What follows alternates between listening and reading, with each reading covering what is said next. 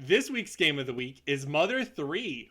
Mother 3 is a 2006 RPG for the Game Boy Advance, directed by, please forgive me for this pronunciation, Nobuyuki Inoue, notably a scenario designer for Live Alive, and also worked on the Legend of Mana series.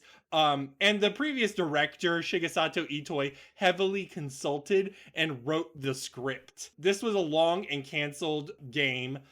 Transferred game development from many systems. Itoi made the scenario in 2 weeks upon reading a novel about twins and was deeply inspired. It started on the Nintendo 64 DD, the additional drive, before that was canceled, and then eventually moved to the Game Boy Advance. The gameplay has many improvements. The essentials of Earthbound system are present, but the main thing is the additional music rhythm mechanic. With a very precise beat matched to the song and heartbeat of an enemy, you can extend combos up to 16 times. The plot is way more complex and divided into 8 chapters. In the village of Tasmali in the Nowhere Islands, Flint, his wife Hanawa, and their children Lucas and Klaus live peacefully in a rural settlement with everyone else. A mysterious pig army comes into the islands and starts messing with the wildlife and village customs. On a stormy night, Hanawa tragically passes away. The brave Klaus disappears. This leaves the more meek and mild Lucas on his own to grow up as his father, Flint, becomes absent, searching for Klaus. Lucas's mission is to team up with a thief named Duster, a princess named Kumatora, and his own dog Boney to pull 7 mystical needles out of the land and fight back against the mysterious pig army. David, what did you think about the game? Bro, I have a confession to start here. Oh my god. I did not play an official version of this game. What? You did not go to Japan, learn Japanese, and then play the Game Boy Advance version of this game? No, I'm sorry to say I didn't. I did play it on the Game Boy Advance, though, I'll say. I bought a cartridge that had an English patched version of it. I assume that is like a kosher one. I don't know. I don't believe it was illegal for me to do. But I've consulted with the lawyers of the show here, and they seem to say it's okay to talk about this game. Largely because Itoi kind of is letting people slide on it. I don't know. It seems like we're good. Nintendo also seems to like... There's no way they're not aware of it. If they shut down AM2R, they know about Mother 3. And I'm pretty sure Reggie said that as well. I'm pretty sure Reggie said we know about the translation. Did people harass Reggie for years about Mother 3's localization? Yes. It's a meme. It's one of those complicated things, but I guess just for the localization, we'll talk about why it doesn't necessarily translate over to the West later. But basically this was made by, I believe his name is Tomato. I should really have kept that name, but the translator did an excellent job. He is a professional translator, and I gotta say that localization is pretty good for a fan-made project. Possibly the best fan-made translation I've ever seen. I'm no expert on fan translations of games, but the reputation of Mother 3's fan translation precedes itself. It was done like almost immediately after the game was released, when it became apparent that they weren't going to have a Western localization. So everyone at the StarNet forum, starnet.com or whichever, got together and organized the translation, and they got it out pretty quickly. So it's pretty impressive. Yeah. Yeah, and again, it's impressive. I don't necessarily know what was lost, I suppose, But that being said, what is replaced is still a very consistent Earthbound tone. So, I think it's completely it's almost as good as it could get, because I doubt, going back to the Western thing, I doubt if they released a Western port of the game that there would be, it would be more faithful to the original Japanese translation. I am sure censorship would get in the way. A lot of things would be different, that's for sure. Even just regarding the dialogue, I definitely noticed playing. I was like, oh yeah, this is definitely more of a direct translation than a Western translation that you would Yes. typically get and you see. So like, it's very different from what like Earthbound ended up being and how that was interpreted for It Western audiences. Yeah, it was not made to sell copies of Mother 3. It was made to accurately portray what the game was. Mm-hmm. So in that sense, it could be an ideal translation in a way. Well, and that's So very interesting. It comes down to that distinction between the most faithful representation versus what the interpretation of it for the audience. It's kind of like, it reminds me of the mini game you have in Persona 4 where you've got translation homework, and it's like, oh, do you translate this literally or do you translate the spirit of this? And the differences Yes. there. And that's like the fundamental English to Japanese issue is like, and the spirit of Earthbound is a very specific kind of humor. So then it's a delicate tightrope to walk, but I think it succeeds. But how did you feel about the game? What was it like going into it? Okay, I'll say this is that What were you expecting first? a lot. I mean, that's the thing, is that because the game is somewhat forbidden, I guess you could say, or inaccessible to Western audiences, there's been a mystique that's kind of been built up around it over the years. It's this kind of intangible thing for a lot of us over here. And then that's accompanied by the very fervent fan base that the Mother series has, particularly for 3, and how much the game is treasured, set like sky high expectations. And so there was a lot to like fight against going into the game. Certainly trying not to bring any bias or overly indulged expectations there. So that was definitely something to kind of consider throughout and evolve my perspective. And the other big hurdle was that this is a very different game from Earthbound and Mother 1. It is where those two share a lot of DNA and have a lot of echoes. This is its own different beast, its own narrative, its own structure, its own style almost, while still being fundamentally Earthboundish, Mother-like. So Yeah. that was also something to adjust expectations before. But I guess since you want me to say specifically, I'll say that this game is great. It is great. And Yeah. it Just give me a goddamn number score. I'm just kidding. yeah, no, it's a great game, but definitely there was a lot to reconcile of my perception going in versus what I thought about coming out. What exactly? Tell me more about it versus like how great it was. What were you expecting in terms of content? I mean, I don't know what I was expecting in terms of content. That was the thing. I was expecting something bold, I guess, emotional, and I certainly got that based on the perception I had going in. Because dipping my toes into the Earthbound fandom with the first games, you can't help but get information about the other games. Yeah. So it was definitely, there was a lot of expectation that this is going to be a big, heavy story. It's going to be, emotional. Some people are like, oh, this is like one of the only games that's made me cry and whatnot. So definitely I was expecting a lot narratively, character-wise. A lot of people have a lot of affection for the characters in this game in particular. Yeah. Yeah, so that was a lot to kind of consider going in. But yeah, gameplay-wise and narrative, I just wasn't wholly sure how it was going to be different versus how it was going to be the same, and it ended up being a lot more different than I was expecting. And I think personally for me, different in a good way. No, But yeah, absolutely. I could see how it could be different in a bad way at certain points. We can dissect that in a bit. Let me say, for me, I played this game, I don't know when. I played it a minimum 10 years ago.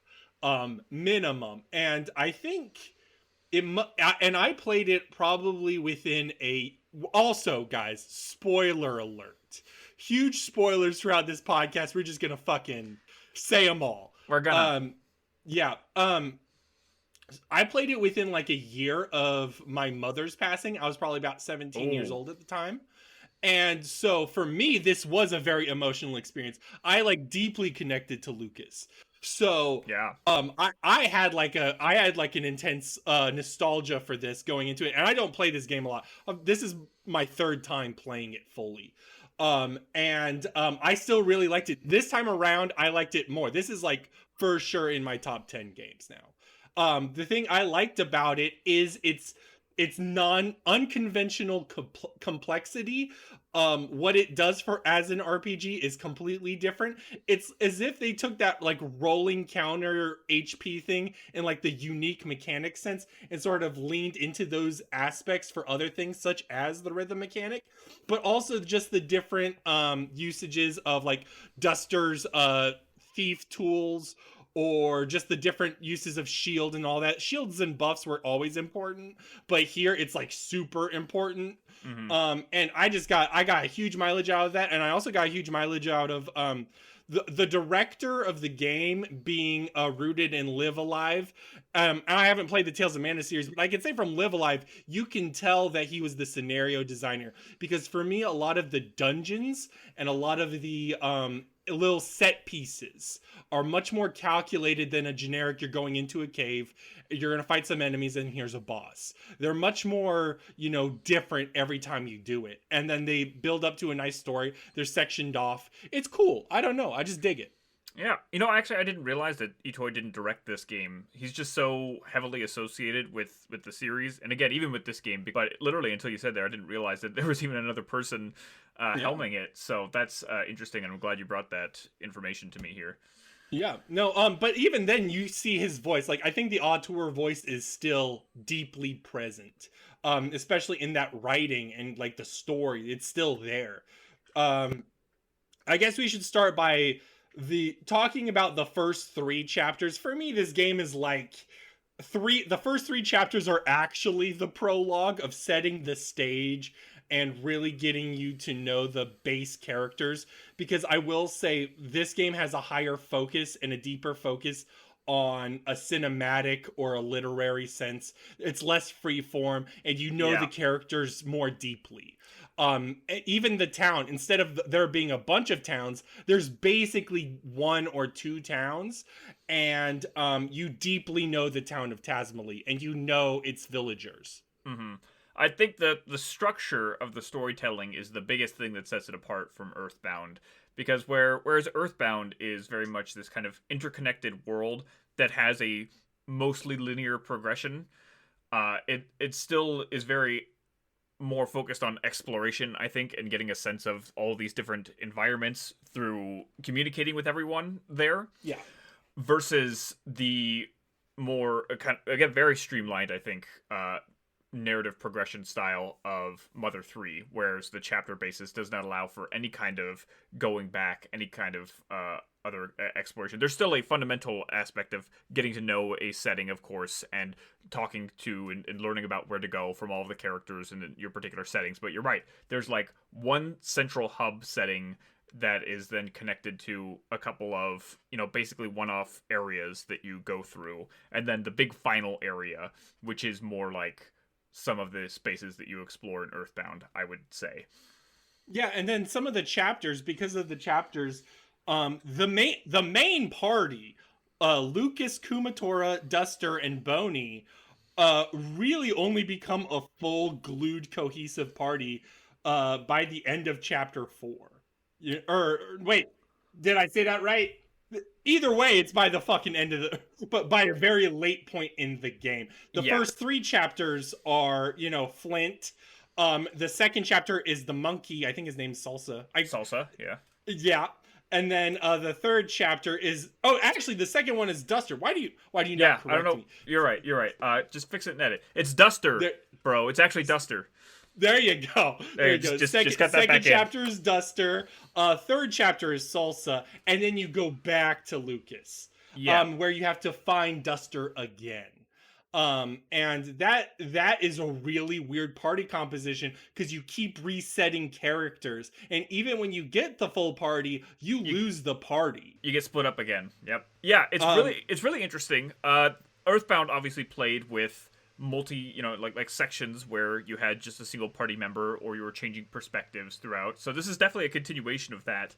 And I I like it. I think here as well, especially the beginning, starting with Flint. I think it's a scenario where it feels more like you're going through a tutorial area, but done with a way that's not like, playing down things or making it too easy. You're given a stronger character, I think, than you typically are. There's just more power, it feels like, in Flint's character.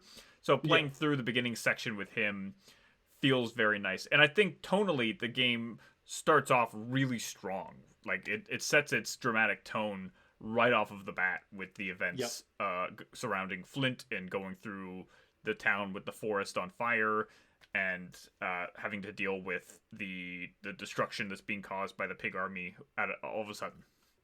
Yep. No, I totally agree. And then it may start to waver once you get to Duster and Salsa. I think Duster worked for me, and I think Salsa worked for me a little bit. I wish like the Salsa bit was like, I don't know, shortened or something. Does that make Yeah, sense? I think the But salsa part is definitely people's least favorite section.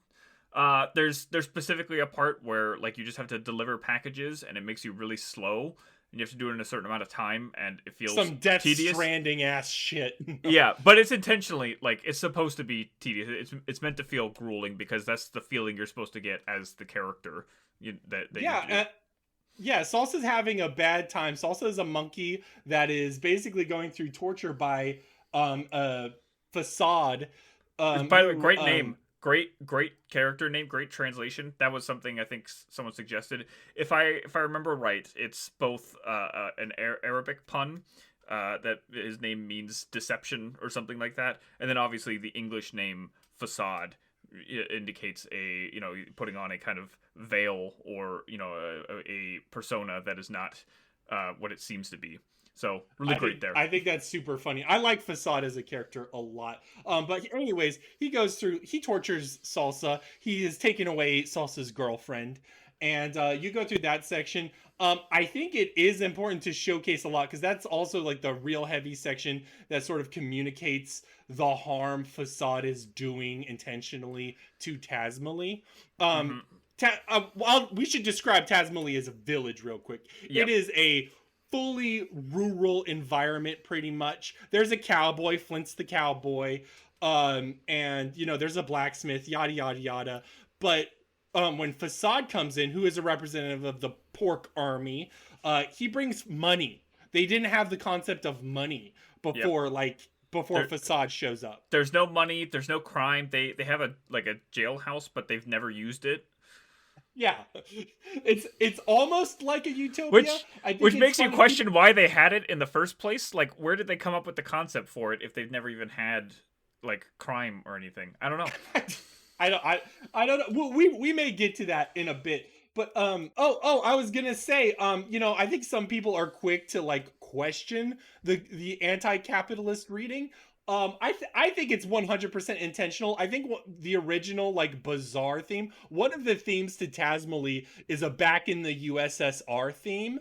It has the Ukraine girls really knock me out motif, and I think in this sense it is intentionally like, oh yeah, this is a world without capitalism, and then capitalism is coming in and just wrecking its shit. Hmm. And we may get into why it wrecks shit later regarding memories and all that. But yeah, just that section works. Duster in the castle, it works well enough. I like Duster a lot as a character, so I think Yeah. it worked for me there. So here's what I'm gonna say. I'm gonna lobby my first criticism. Let's do it. I'm gonna say something controversial. I don't think that the setting and characters of Tasmili are that well communicated. In what way? In the sense that I don't get as much a sense of the goings on and the people there and the significance of the citizens and how the village works as a community than I do in other areas like I do in Earthbound or such. That's fair. There's I less interpersonal dynamics. There's some. There's like there's like a rich family that's not rich because of the money, but like you could tell like it's a well-to-do family. Yeah. There's like other segments too, and you'll also see growth. Like there is one that wants to be a pig soldier, and he ends up becoming a pig soldier by the end of the game. I don't know. It's just individual characters that work. But Yeah. continue. and this thing is, I think a lot of people who are big fans of the game will disagree heavily with that, because a lot of what people argue is very strong about it is that it gives you a lot of time in the village with all these characters so that you see the transformation when you have that time skip later. But for me playing through, I was not taken with them, I think, because of how the narrative is structured, because the first chapter is very oriented around an emergency and an urgent, danger that you have to take care of. There was so much more focus on that than there was the people or the dailies going on or what people but that do in being the said, village. it also communicates how they function together in an interpersonal way, because there's the people like trying to help find Klaus, for instance. Like there is a team community sense that starts to get lost when the happy boxes are introduced. Yeah. And like the time skip, for instance, Lucas grows up in between chapters 3 and 4. There's like a 3-year time skip, and Lucas grows up, and lightning has struck their house a bajillion times, and everyone just tells Lucas like, oh yeah, you're a coward, you should just get a happy box and be happy. You know what I mean? So I think there is like a before and after as well. I agree that even though there's a lot of time spent, there's not a lot of time reflected. But I also think that ties into a spoiler that may be controversial later on because of how it's communicated, if you catch my drift. I don't, but I'm going to keep going anyway. Continue. Yeah, so because there's so much focus on the emergency in the first chapter, I feel like I didn't get to know the community. And then in the second chapter, you're immediately dislodged from that for the most part from the town, because you're spending so much more time in the castle and doing all the castle shenanigans and such with Duster. And you get a good sense of Duster's character through his dynamic with Wes, which is really nice. And so again, but that emphasizes like the core members of the party more than it does the village. And then after that, you've got Salsa, where I guess you could argue, I think, the majority of the information the player receives about the town, the denizens, the community is conveyed. But by that point, I'm already hours and hours into the game. And I feel like it hasn't done a good job of investing me properly in that. So while I think still fundamentally on paper, the concept of the town and the single setting is there, in actual execution, it's something that did not connect with me, which I felt was like a big whiff for the game, because very clearly it wants to emphasize the importance of Tazmily above everything else. And playing through, I just did not feel that importance quite as much. So when the city does start to change, emotionally, I was less affected than I would have liked to be, ideally. Yeah. That's the big criticism I have of the game, I think. But that's the that opinion one. That opinion could change on a second playthrough, I think, is the other big thing here, because I might be more inclined to pay a bit more attention to the characters and explore around it. But yeah, just I don't know, the village did not invite me as much as I thought it would, especially coming from Earthbound. Just kind of having the time and the leisure to explore and get to know places and people and learn about things through environmental storytelling. I do think that the core cast, and even I would say the core cast and even like the peripheral core cast, aka the grandpas or like Duster's dad, those characters are all like, I would defend them in a development sense, but I totally understand like the supporting characters. They're just like completely just like the NPCs, quote unquote. They start to blend in. I think they are visually identifiable in a way that they weren't in Earthbound. I mean, there are identifiable characters in Earthbound, but like each character in Tazmily is a different character visually. Maybe not in personality. But I will say I wasn't like necessarily focused on those supporting characters. I was just engaged in the main party and the conflicts there. Mm-hmm.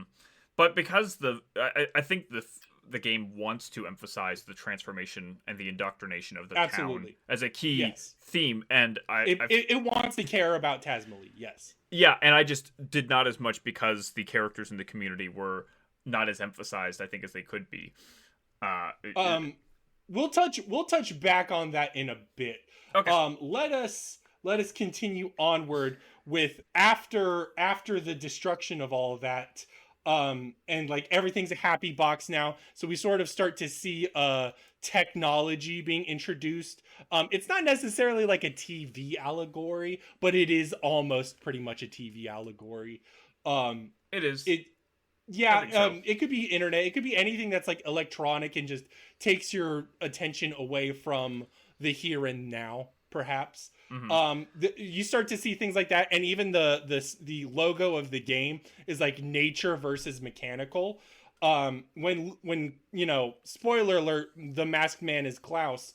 um Okay, just jumping straight into that. just All right. jumping to I mean, I'm just using that as like an example of like the duality, because Mother 3 does a lot with duality, right? So like Well, the masked man versus Lucas are like, you see the nature versus the mechanical. I mean, if it was me, I would have gone for the chimeras more as an example, as opposed to just going straight for the biggest spoiler.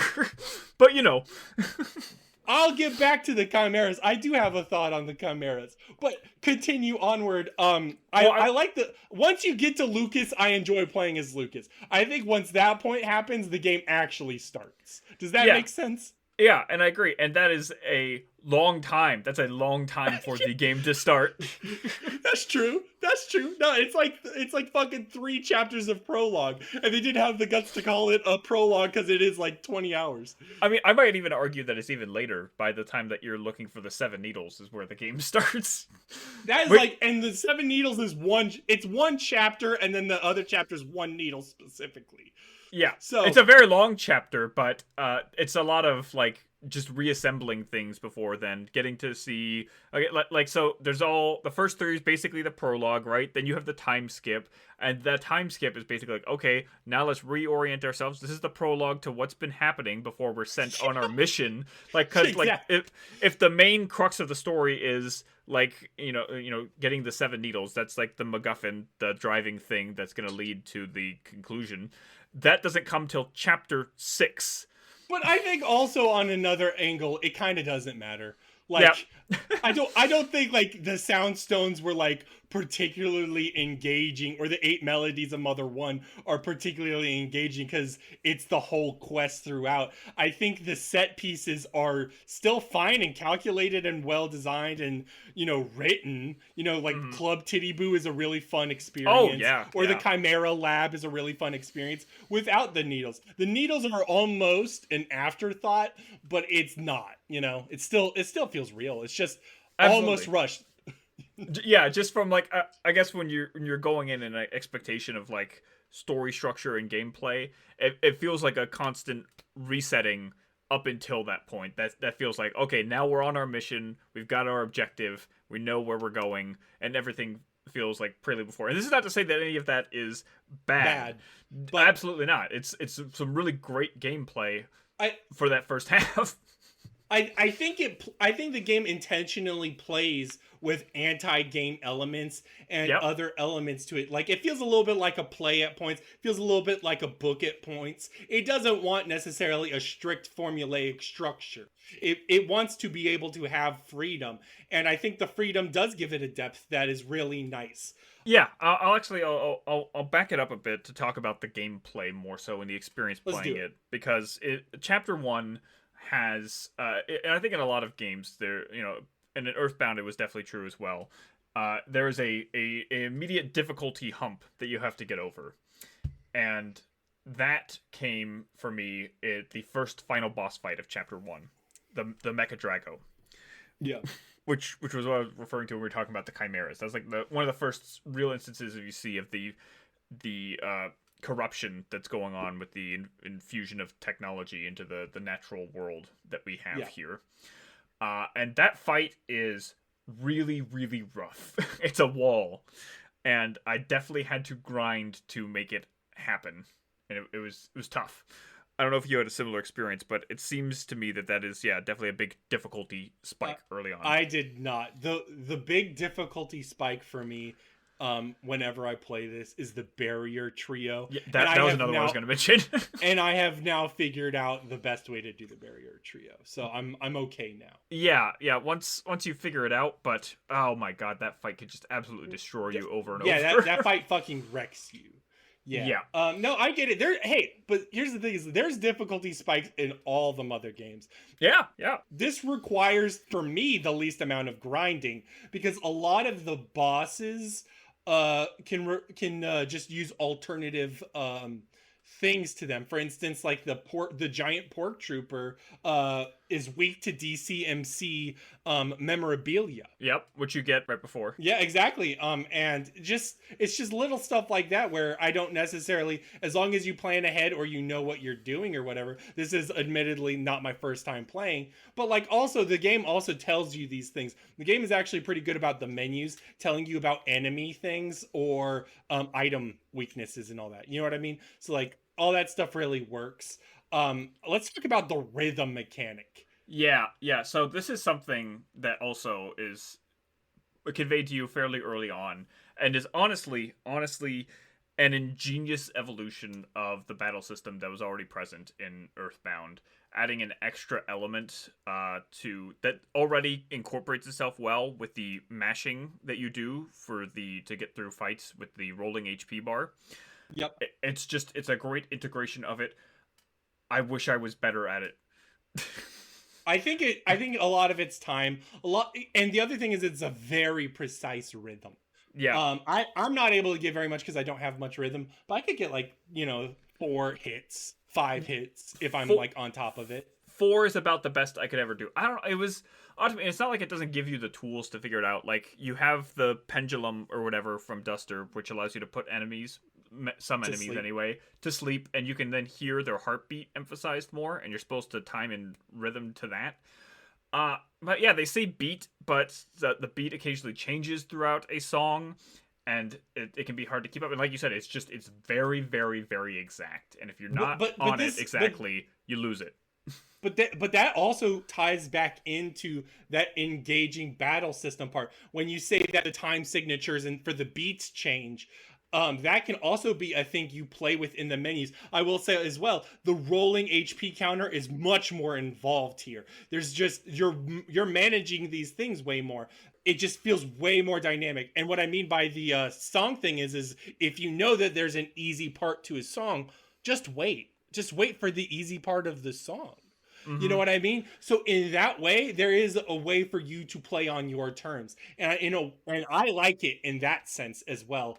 I wanted to say something because I forgot it earlier, and it's just the best time to bring it up. During the first part the first chapter with Flint was really impressive. Itoy had to like beg the programmers to have an feature where he could control the individual lines of text for how much they speed up or slow down. So when someone is giving Flint tragic news, for instance, it's more deliberately slower, as if someone is talking slower, and that's a really nice way to engross a player. Anyways, I was gonna say my first note here in everything I wrote about Mother 3. So the first thing that really struck me enough to write it down was the scene where Flint learns about Hinawa's death. That scene is incredibly emotionally striking. It is shockingly well conveyed through, again, limited 2D sprite animation. Like the anger and the grief that he feels immediately upon learning that, and how he expresses it as a silent protagonist is just so emotional, so affecting. In a way that you don't necessarily expect. The tragedy is of course inherent, but the expression, the pure rage and frustration and just heartbreak that he showcases through his lashing out is just incredibly well conveyed. This is basically a Super Nintendo portable. You know what I mean? And on that sense, conveying the emotion through the animations, through the music, and we'll get to more music stuff later, is like crazy. It is crazy when it goes to those moments. I will say the beginning is way more emotional, way more impactful than the ending. I think the ending gets a little bit more zany and big brain and more like, spaced out. Even though that there is an intense emotional moment there, for me, the beginning worked way more in focus. I think any emotional aspects in the ending is somewhat undercut by the obviousness of what's coming. That was something that was for me, at least. For me, the most emotional part of the ending, we'll get to it when we get to it, is not the fights, perhaps, but what happens after the fights. Does that make Yeah, sense? yeah, no, I would agree with that. Uh, Yeah. there's some other Go ahead. stuff I really like that's really existential about the ending, but again, I think we're getting ahead of ourselves. Yeah. Let's talk more about party composition, the actual party. So Lucas functions a lot like Ness and Nintendo. He's a tank. He's a healer. He fucking does damage. By the end of it, he's a fucking Chad.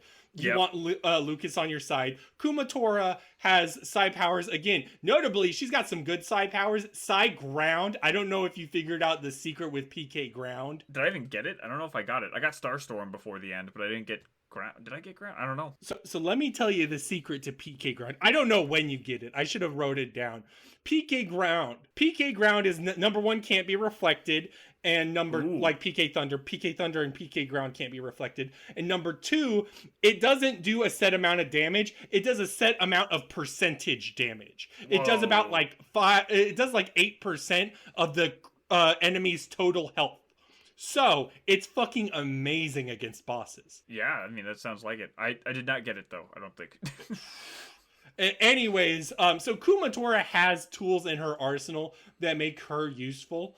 Duster especially against the barrier boss. Again, alluding Oh, back to him. yes. Oh, you just need Kumatora to beat that boss. Yeah, and to me that's more engaging. Like I used Paula. Like don't get me wrong, but like here Kumatora was right up there, second MVP. You're up there. Duster is much more weirdly functional.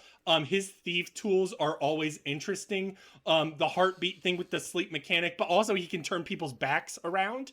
The Yep. turning back around thing is really cool. And also just an extension of what was going on in Earthbound. And just like a bunch of other things. He kicks, which is notable because he's disabled. He has a bad leg, but he kicks.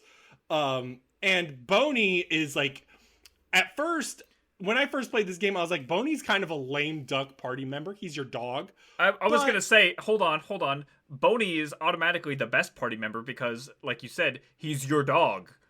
I know. And that's great. Okay, number one, that's great. I kind of wish you could play with King in Earthbound. But number Yeah. two, I think it does the item character right. So he is basically like the Jeff or Lloyd-esque character in which you are using items with him. He uses less rockets. There's just less rockets in the game. And it's less broken. Whereas Jeff, you could fucking just Yeah. launch a bunch of rockets and wreck everybody's shit. You could literally one-shot bosses with the multi-bottle rocket. Yeah, fucking Jeff, like, fucking wrecks. But Boney is much more like a pack mule. You pretty much give him healing items or nice status items that you're like, I definitely want, Boney to have, so I'm not wasting turns with my other three. And in this sense, also on a plot perspective, I think works. I think four fully like devoted characters would be very distracting. This game already has a lot of like divergences into characterizations. So Boney being simple works. Yeah, I think so. One thing I'll say about him as a party member and function is that as tempting as it is to give him healing items, it's sometimes counterintuitive because another thing that he'll do is sometimes he will eat the food that you give him. It's funny though. Well, yeah, no, it is. Again, it's like No. a similar kind of thing to the kind of quirky character stuff that they do with mechanics and. I mostly gave him like the status stuff, like the flea spray. Yeah, same. And because he's the fastest party member, he's really good at doing stuff and using like rockets and stuff. I did remember. I forgot to mention this in the Earthbound one, but again, just another Go ahead. kind of quirky thing that they do with some item things. You know the fresh eggs you can get. Yes. You know how they will hatch into chicks and such. Yes. I did not realize this at first, and I thought the game was broken or something when it just kept hearing this beeping sound. And it took me a while to realize that the fresh egg hatched into a chicken, and it was in my party and making noise, and that was very funny. It's just little character things like that. Yeah, that's super Again, cool. like non-traditional game things that the game is doing to give it a further sense of character. So I don't mind stuff like that. Again, like so Boney eating the food that you give him because he's a dog. That's great. That's a wonderful thing. It's not helpful in any way whatsoever, but He it's also dies fast. He dies. He like, does, yeah. He's the weakest, but it's okay. He's your dog. He's the dog. You know, it's to be expected. You know, I think they designed him well as a party member. I think the party in general, as far as the roles they all fill, very well designed. Duster basically can take the most hits as well. You know, he's kind of tanky in that respect and deals the most physical damage for the majority of the game until Lucas ends up surpassing him. Which again, I had the mythical boots on him, so he was also like pretty fucking good. See, that was something I didn't get those boots because I didn't know to go back. You reminded me. I was like, oh yeah, I should go back and do that, and I did. Yeah, it was good. So that it's moments like that where, like when I said earlier that the game is a lot more linear and, you know, kind of like just kind of shuffles you along the narrative objective. I think a lot of people would disagree and point out sections like where you go back to the castle and can get it's things like the you boots. can. You know what I mean? It's like it allows you to. There's not a lot there, but you can, and there are sometimes rewards for it. But no, the game does say like, oh, this is where you should be, or if like a segment ends, it will put you where you need to be. You know what I mean? And particularly here, it's just so out of the way. You have to go all the way back, like by foot, to get to the castle. And you just wouldn't think to do that. There's nothing that would point you there to say, hey, something crazy is going on at the castle. Like, there's no indication that there's any reason to go back there whatsoever. And the game spends so much time pushing you towards the next objective. Whereas in Earthbound, it was very much so you get to a new place and then you have to figure out what to do next by exploring the new location and such. Or if you had to go back, there was a clear indication of it, and you would then go and do that and go through the events that way. So that was one thing. I of course I missed the side quest thing because there's just no indication that I should go and do it. There's a lot more hidden enemies or secret things. And I got a couple of them. I got a couple of the hidden bosses just naturally coming through. And I do like that the game has them. I think it's important for something like this to have extra stuff to go and explore. But one of the issues with it as well is because it is a linear structure, because it is chapter based and you can't go back, you could literally just miss out on that experience entirely. You can't be like, you can't learn about it and then go back later. Yeah. It is what it is though. I still don't mind. It's fine. It's no big loss because, like, I mean, ultimately, a lot of the other mythical stuff is like an item drop with a 3% drop rate. So it's like, yo, dude, you know what I mean? Yeah. I didn't get the other mythical items, let's just say. So, you know, where are we at here? I like the Thunder Tower bit. The Thunder Tower bit and Club Titty Boo were fun. I like the DCMC band is really nice. It goes back to that focus on music in the game. Yeah. And we could talk about that more later. But for Mother 3, music is so innately tied to the identity of the game. And that's also important because this is on the Game Boy Advance. The Game Boy Advance is not known for its sound. Famously, the Mother 1+2 port is like it botches the soundtrack, doesn't it? Yeah. So. Yeah, I think especially for Earthbound. I didn't play it, but I didn't play Earthbound on that. But that being said, like, yes, it does. GBA didn't have a dedicated sound chip, so there's a lot of those issues. I think this may be possibly the best soundtrack for the Game Boy Advance. So in that way, it's like insane. I saw when we talk about translating it over to America, if they ever do it, one of the biggest things would be the legal issues, because this game heavily samples. It samples in a different way than Earthbound. What? Does it? Okay. Explain to me, because apparently I don't know.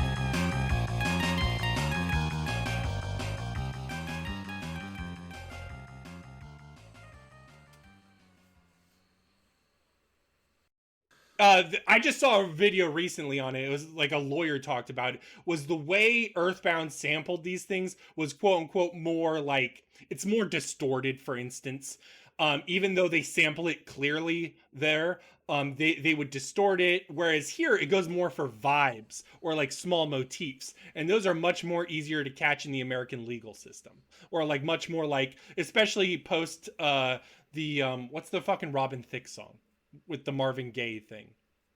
Uh, Oh, hey, hey, hey. What is that? Fuck. That song. yeah, that one. Blurred Lines. That There you go.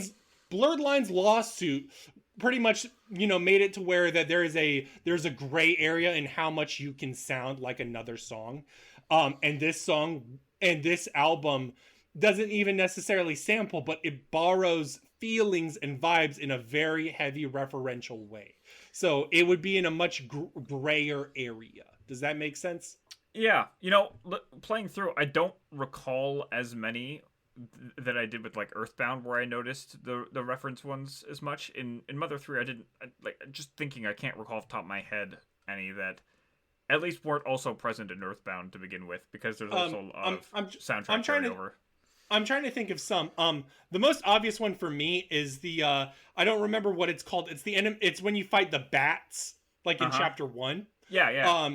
That's the That Batman. yeah, song, it does the na na na na na na na na na na Yeah. na, and it also borrows from Phantom of the Opera, and we can bookmark these things because I think again, like or the back in the USSR, Ukraine girls little bit.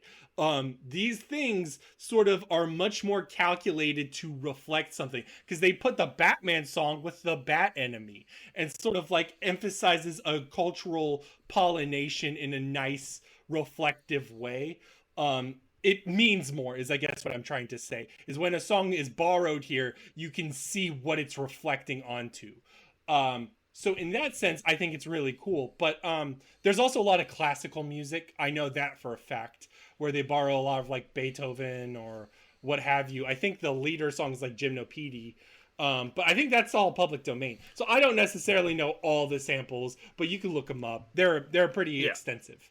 I know for me, the music that stood out the most, of course, was the main Pork Army themes. Was the one that kind of just stood out the most in my mind, as well as all the stuff in New Pork City later. Those tracks were the ones that made the impression and kind of stuck on my mind.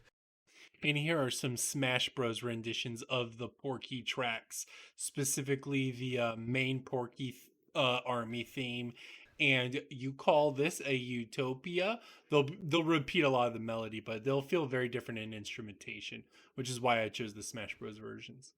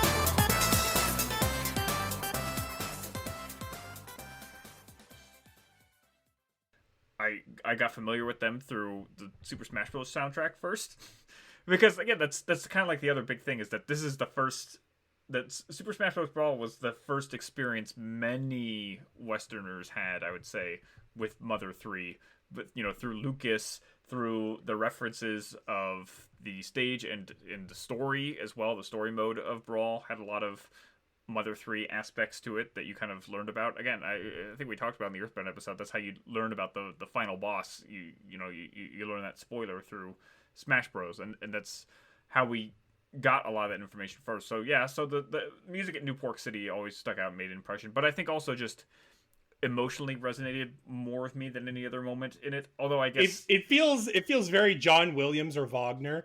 I don't think there's anything borrowed from either, but it feels like that Imperial March, dun dun. Yeah, you know what I mean? Like it feels scary. Yeah, you could also that's a great link as well with the stormtrooper imagery that you definitely got going on. All the Star Wars imagery that's being drawn with the big army and all the stuff in Newport. That's a great pull. Yeah, no, we can bookmark the Star Wars thing later because I'll talk about it. One thing I wanted to say now, though, was I wanted to praise Kumatora one more time, and this is linking it to a much more... Only once? Yeah, but more so to also link into something else. What I like about the party in general is they're meant to be outcasts or suffering in some way. Minor spoiler for the leader bit. Leader says when the town resets or whatever, when everyone loses their memories, that they want a childhood that they wanted to live in when they were younger or whatever. And for this party, they didn't have good childhoods. Duster was handicapped and his father's a shithead. Yep. And Kumatora is... So we recorded a conversational disclaimer, but I felt in editing I needed to just go over it and speak over it so I could give an actual official disclaimer here. I do not mean to offend any Romani people. The word is Magypsy. That it is specifically, obviously it was like 2006 by Japanese game developers, and Itoi used it in a sort of affectionate sense, but it is still a slur. And it's based on the prefix Magicant. So it combines the concept of Magicant from the first two games into the Romani word. So it's a very complicated thing. I don't mean to offend. The whole concept we'll get to in a bit. So just buckle up for the Magypsy discourse, because it's going to get brutal. Is that that's a whole other thing we got to get into, but we'll get there in a minute. But just let me finish the one thought. Then okay. You opened the jar. You opened it. I try to let it squeak a little bit because Kumatora does reflect them, though. She is very, I would say, gender fluid. Does that make sense? Yeah. She's a very tomboy-esque person that leans into those things. I think that's very interesting as well. And obviously, Lucas has his own personal tragedies. So this party is sort of united in a sort of outcast way against both the Paradise of Tazmily and united against the Pork Army. Okay, but what about Boney? Boney's a dog, dude. Are you saying there's a heavy discrimination against dogs? I don't know any... There's a few dogs in Tazmily. Look, man, to me that goes back to the Star Wars thing, because the party also reflects Star Wars. Like he's a Chewbacca. Yeah, you're right. But Han Solo's not crippled. No, but Luke, I don't know, man. It's close enough. There's similarities. If you squint, there is a blonde kid named Luke. There is a princess. Yeah. There is a thief, and there is a dog. There you go. That's and they're also fighting a fascist stormtrooper army. Yep. That has a dun dun dun theme. All right, I think that's good enough. I think I can rest the Star Wars case for now. Yeah, all right. You know what? You may have convinced me. It was the Luke bit, huh? I bet it was. Yeah. I'm learning something new all the time here. Where was I? Okay, let's talk about the Magypsies. They are interesting. Yeah, they are very interesting, and I think I agree with you in saying, like, up front, largely positive. But I'm also not the best person to make that judgment. No, I don't think we can represent like trans people or non-binary people in any capacity. I am a cis male. You're a cis male. Yeah. That being said, I think number one, this was in 2006. And Itoy said in regards to writing the Magypsies that he quote unquote knows Magypsies in his real life, and the sort of, he appreciates that gender fluidity. And I think on another deeper level that there is a nice grace and magic to them. Could they be clumsy in, for instance, writing? Yeah, it could be a little too overt or a little too obnoxious. Like they are definitely, like, I would say, cliche almost. But that being said, in terms of what they mean, I think what they mean to the story and to the characters is very an honest and graceful thing. They're not bad figures. And I guess we should say, because we didn't say it, Magypsies are like a species that are basically a gender fluid species. They look like men dressed as women. And to be clear here in the edit, by that, I mean, they're clearly coded in balding and huge 5 o'clock shadow and other masculine physical features, but then have effeminate voice tones, diction. They wear makeup and then they wear heavy fashion. And obviously, we're going to talk about how they identify in a second. But just visually speaking, it's a clear mixture of both. Hinawa's father says they are neither man nor woman. If you talk to them, they consider themselves women, and the Pork Army considers them men. So in a way, there is some boundary pushing of what gender is, and in that sense, I would call them she personally, but they could be non-binary. I would not lean towards the Pork Army's classification of them. And Facade, I'm going to go ahead and spoil it. Facade is the other Mad Gypsy, but he's like the evil Mad Gypsy. He embraces a male gender role. So in that way, I think in a 2023 sense, for me personally, and again, I can't speak to the trans experience, I think it's at least looking forward in 2006, and especially in a Nintendo sense. This is content that Nintendo doesn't even want to talk about.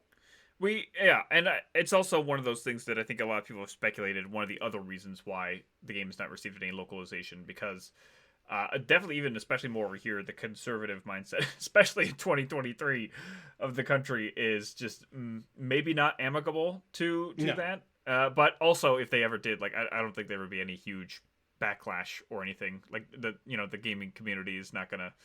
I mean, maybe they would, because it's the gaming community with a hard R, but we'll see. But no, I like them, is I guess the ultimate thing. Yeah. There's definitely, I think, a kind attempt in the portrayal here. Like you said, Itoy says he, like, quote unquote knows Mad Gypsy, and I believe the relationship is more like drag queens or non-binary people in general. But there's also something to be said about the other coding that you end up doing here by portraying them as magical beings devoid of gender. There is a sense of an outside identity, and that specifically ties into the Romani aspect as well. Yeah, which is also, again, a questionable characterization. Problematic for sure. Yeah. So I'm torn about it. There's also other interesting aspects. There's something I saw someone point out in that, like, the way in which Lucas is given PK powers by one of the Mad Gypsies is also controversial, perhaps. All right, we should just cover what happens. It is a problematic scene. I think it is played as a thing because obviously he doesn't do any. Okay, what happens is you go up to a spring. Ionia, I'm pretty sure it's Ionia. Ionia is there, and Ionia identifies Lucas and says, "Oh, I think you have psi ability. Let me unlock your psi ability for you." And then it cuts to black. And then Ionia says, just take it. It's going to hurt a little bit. And there's like there's a disturbing implication there. Yes. But then it loops back around, and I think the implication actually, there is a dark implication, but the implication is she, like, pushed him down into the water. And he comes back out and he gets PK love. So yeah, it is a problematic scene. I don't know how to respond to it. I think stuff like that could be harmful, especially in a current context where a lot of people accuse trans people of really gross things that they are not. Yeah, I don't know that it does. I definitely was a kind of icked when I played the game and saw the scene, but you got to take the game as a whole, and that's why we're discussing it here, and we're pointing out why it might be an issue. And again, it's vague enough that you can kind of like dance around it, but it's also vague enough that it's also indicative of something again more sinister that is just deeply he compared okay, so this is another mechanic that we can talk about. We can segue into a lighter topic but also address a part of it is when you get a new psi power, you have like this, you start to feel weird. Yep. It's like a sickness. Lucas and Kumator start to feel a little sick, and there's like a thing running around their head, and notably you can't run. Yep, that's a big deal. And you're like, oh my god, fucking get the power already. But I think Itoi said in an interview that he compared it to menstruation or toothing, and in that way where it's like a physical hurt, it's meant to be a maturation in a physical sense. And in that way, I think the psi power development makes sense. And I don't know, I like that little bit of it. And then for me at least, again, I guess we shouldn't dwell on it, but for the drowning in the water, to me, that feels like a baptism. So that's the way I see it. But obviously, people can read darker in like things to it. I think it is partially intentional, I should say.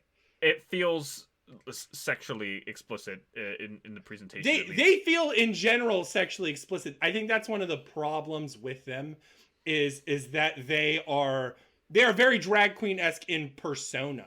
Yeah, so they're very outward. There's an emphasis on sexuality that is not inherent, and I think that the way it plays into stereotypes in that sense is perhaps misguided. Yeah. Is the way you would characterize it. And again, just doubling it with the Romani stereotypes just makes it all the worse. It would be one problem, if it was just one. But yes. In terms of portrayal, it's not particularly like honest to them. I think the sentiment is identifying with outsiders. Again, the party reflects that. Kumatora reflects that. Kumatora is technically a Magypsy and at least inherent, like being raised by them.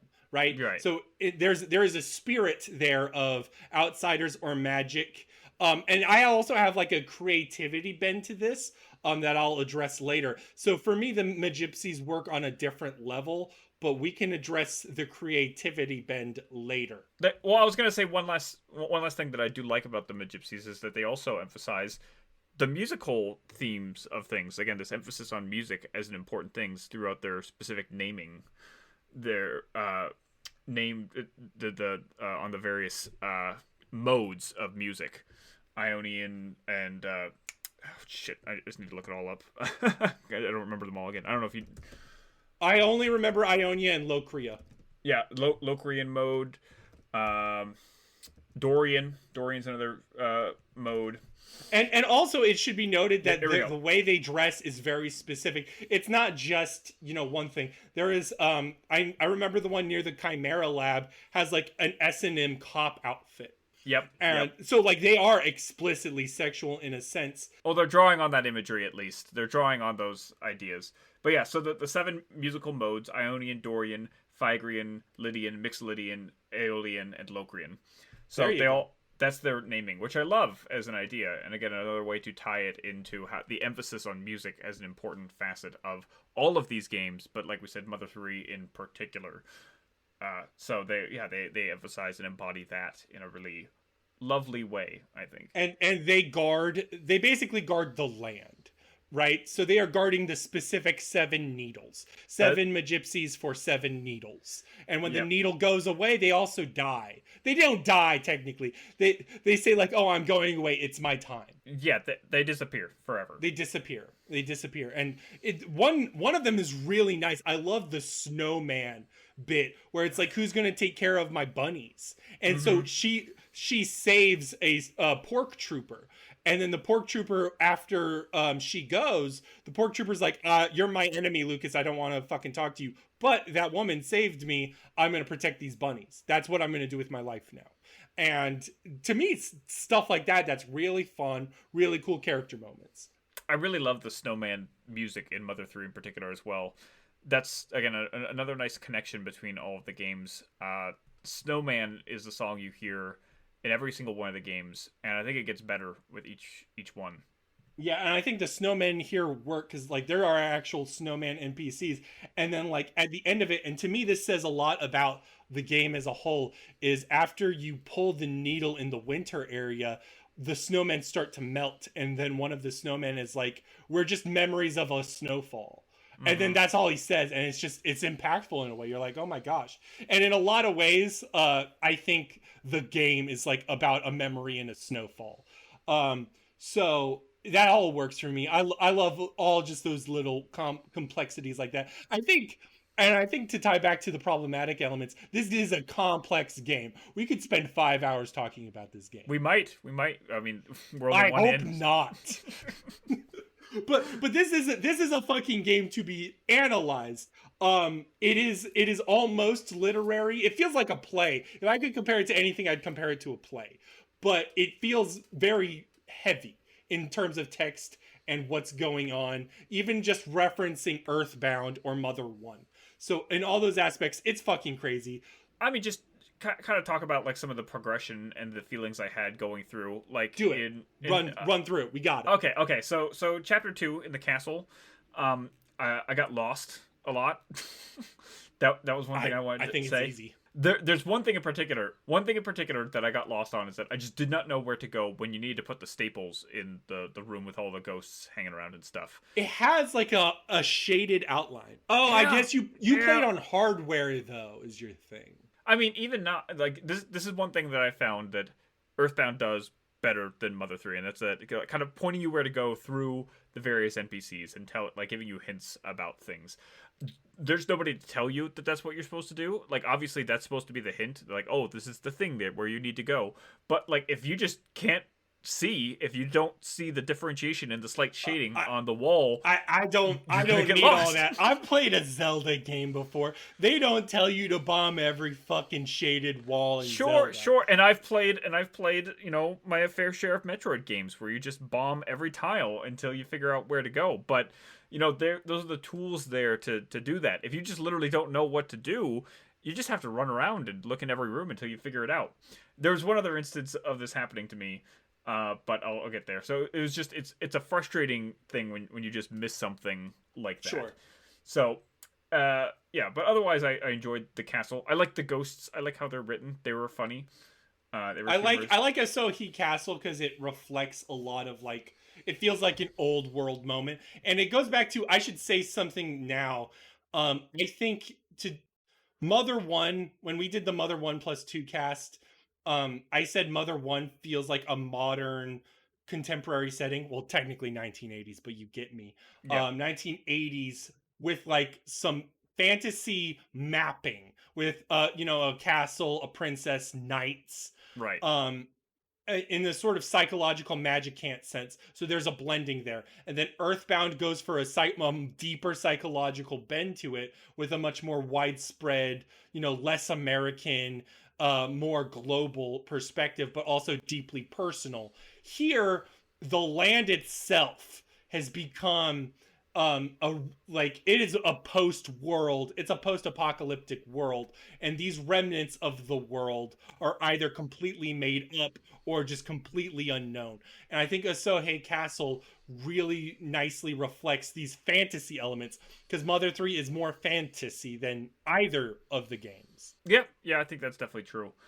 There was a moment as well in the castle that I really liked because there's so much drama on the front end of the game that the moments where they inject levity and humor are really important for balancing that out, and that's a very key component, I think, of the tone of the entire Mother series. And in the castle, for me, that was really emphasized by the dance that Wes has to do to open the door. Yeah.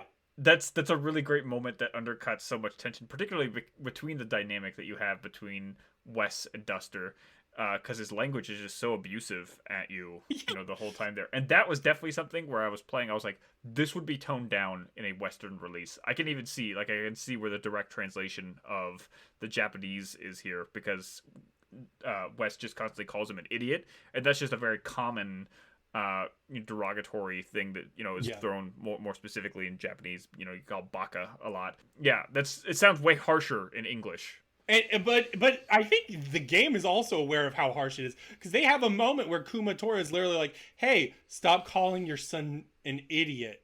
Yeah. If he's actually an idiot, he doesn't understand you, and if he's not, you shouldn't call him that." Mm-hmm. And it's so like the game is like also aware of those deeper things as well. So then it becomes a problem as a translator of like, if you are going to erase those bits, are you going to erase the Kumatora correcting him as well? You know what I mean? It's tough. It's tough. I think you would just change it slightly. Like you might say moron instead of idiot. For some reason, it just has like a lighter connotation. I think. To be moronical, yeah. Yeah, but that's just one of those things. Again, like that's what stuck out to me is like this is definitely a more direct translation versus what you would how you do with localization. I guess the difference between those two. Yep. And I think another thing that we should spend some time talking about, which we just touched on briefly, was Club Titty Boo. There we go. Hey man, if you want to talk about Club Titty Boo, I will talk about Club Titty Boo all day.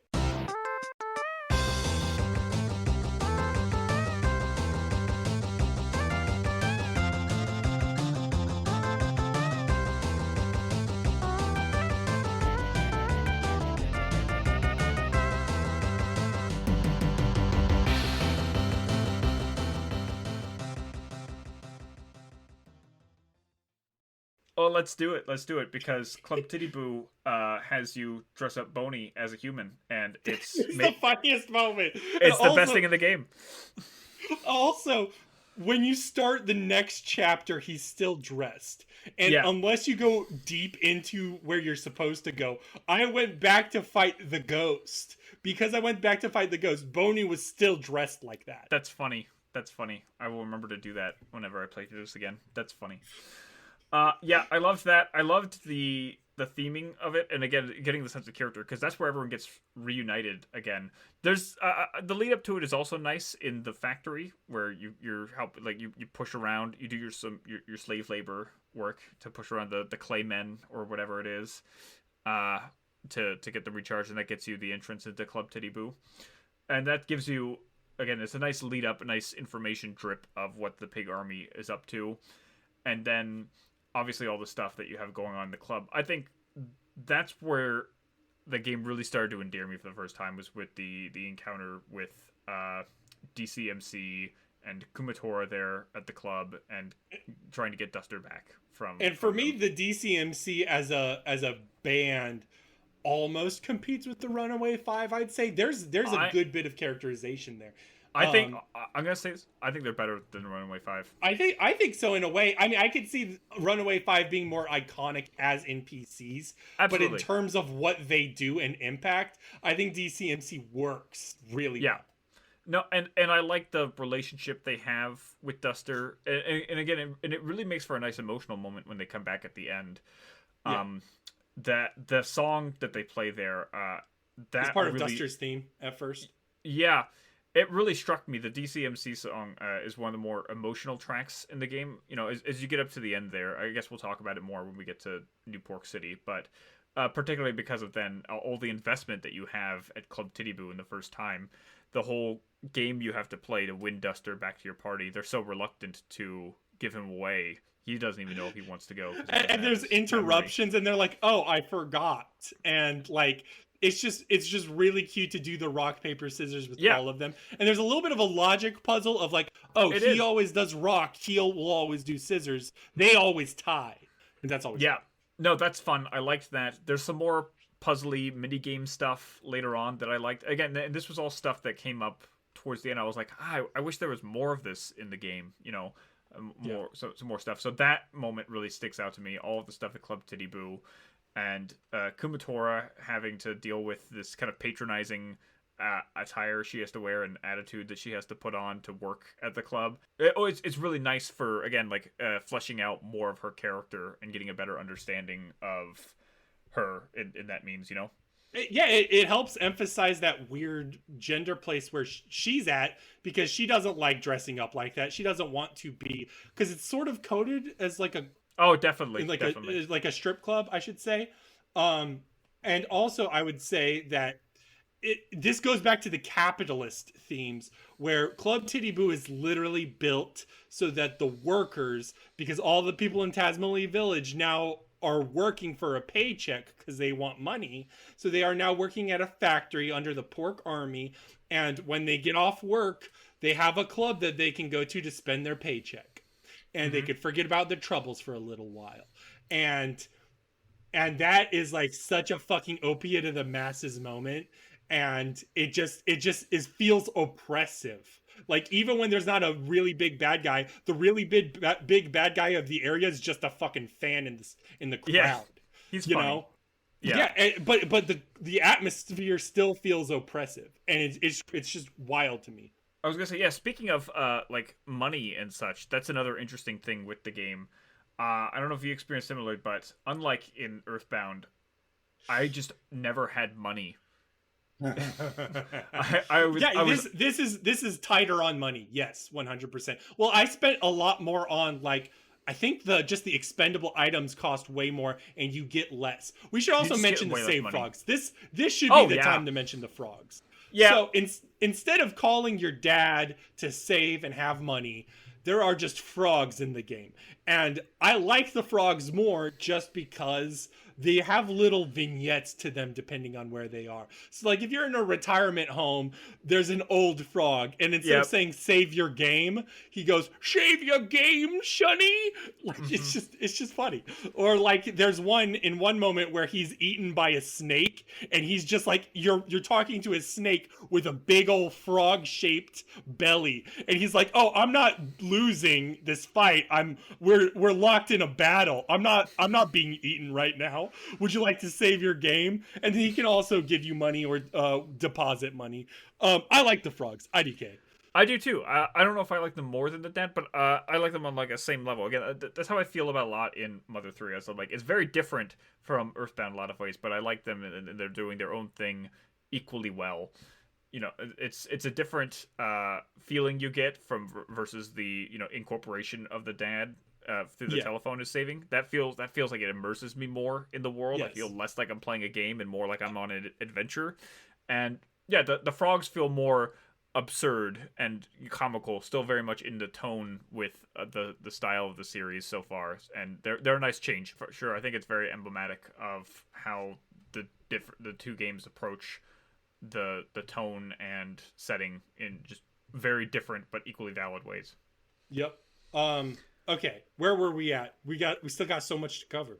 I think that's most of everything that I wanted to cover before we jumped into the needles. Like that was the thing that you wanted to go to next. There's not a lot to say about the Thunder Tower either. Oh, you know what? There is something to say before the fucking needles. Okay. So after the Thunder Tower, there is an entire chapter dedicated to sunflowers. Oh yeah. Yeah. Yeah, we should talk about this. um in chapter 6, the party is split again. Um Yay. you basically fall down into a sunflower field, and it's sort of meant to be like, in your mind maybe it's heaven, but it's Hinawa. It's a very peaceful moment. Like, what, David, when you said there are moments in Earthbound that are meant to give you a breath, in this one this is a moment to give you a breath, but it's not necessarily a breath of, like, peace. It is, but it's not. Does that make sense? You're worried you're dead. But you're Yeah. walking forward, you're going through it, you're hearing your mom call out for you, you see Boney, and it ends up okay, and it's just a beat of, like, you're connecting with your mom for a moment. And apparently afterwards it's clear that, like, Hinawa told people to protect you and Boney and Duster and Kumatora. And that's really touching, and it really works as a moment. It may not necessarily be as, like, I don't know, stand out. It doesn't necessarily stand out as much in other ways, but it getting its own chapter and having that sentimental impact for me really works. I was just flipping through some footage here to try and find that situation again, and it reminded me there's actually one other thing before that I have to emphasize, and that's the Okay, introduction of my favorite character in the game, do it. the rope snake. Oh, dude, he's good. Rope Snake's good. He's the other party member, I should say. He's Yeah, valid. yeah, yeah. So I do like the rope snake a lot. I like his arc. I like his character arc. It's again a funny, quirky thing that is very emblematic of the series, and I enjoy him.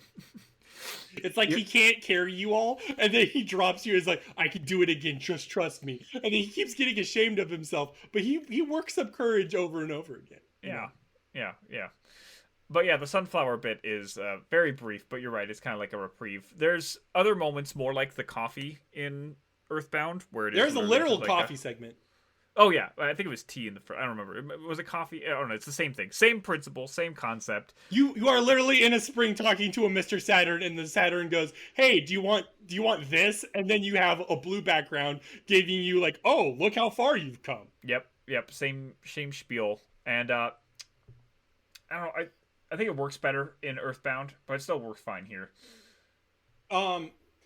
Yeah, I would agree. I think it only works in a different way in the sense that Lucas as a character is fundamentally different. We should have said this earlier. Yeah. Lucas is meek and mild, and it's like heavily emphasized that he's much more cowardly than his brother Klaus. So him overcoming this and becoming stronger by, overcoming his fears and his anxieties and stuff is like a big deal for him. So in that sense, I think it works. But in terms of where it is in the plot, it's really late and it's already been done before. It's a nice moment if it's a nice callback, but no, it's not as effective. Yeah, I definitely think so. But again, it's fine. There are other things that Mother 3 kind of repeats from Earthbound, but twists to be different and interesting in its own way. I think we talked about it in the last one as well. The tripping sequence that's kind of akin to Moonside, you could argue works better here, particularly in how it utilizes all of the people you've met on your journey and turns them into very volatile presences that you have got to fight off. It sort of addresses, because Ness quote unquote addresses his fears and like his dark parts in Earthbound, but here Lucas has a lot of darkness in him. So like he's confronting a lot of things when he's tripping out with Flint and Klaus. And like those are super dark moments. I wanted to say I think I like the Mr. Saturns here more. I think the Mr. Saturns here are for me they really work here. It's the first time you see one, it's like lying down and you're like, oh my god, have they been attacked? They have been. But he goes, oh, I'm just looking at the ceiling. Boing. And you're like, oh yeah, no, that's a Mr. Saturn.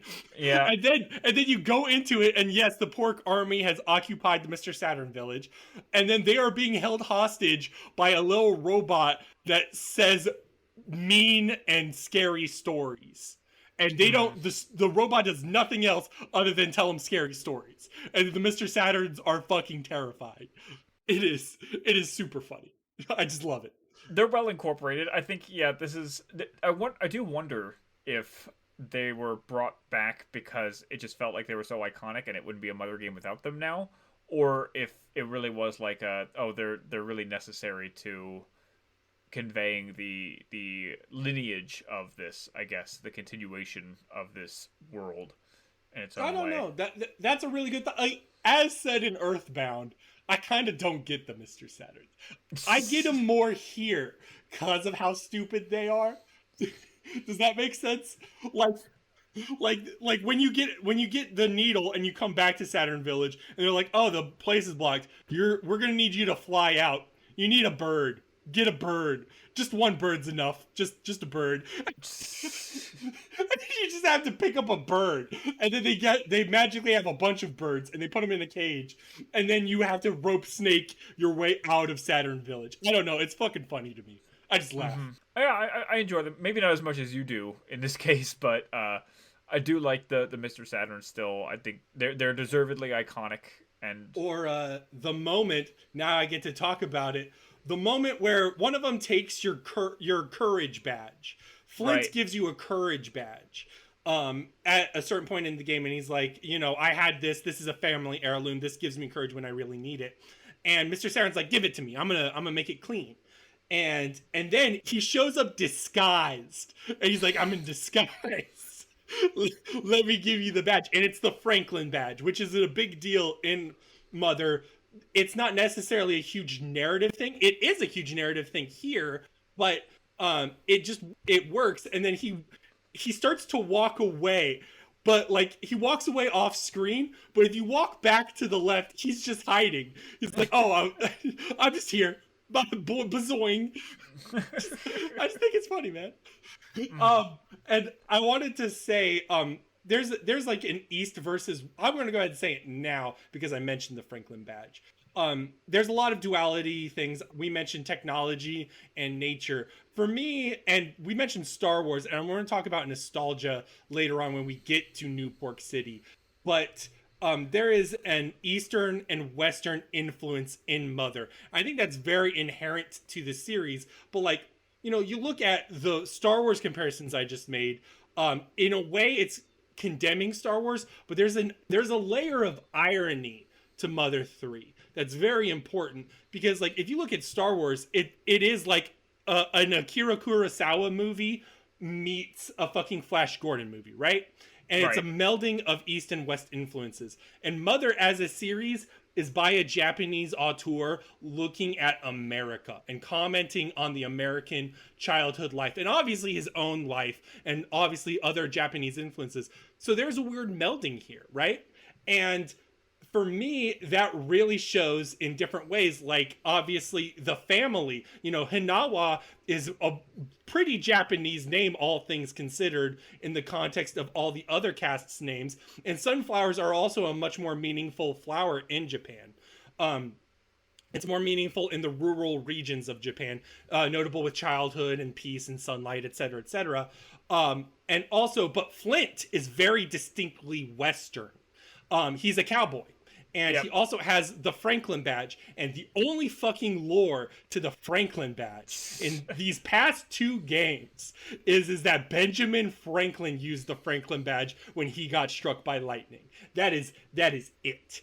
So in that way, it's distinctly American as well. So there's these meldings here. And I didn't understand this theme melding until I got to New Pork City and I saw the hot dog guy.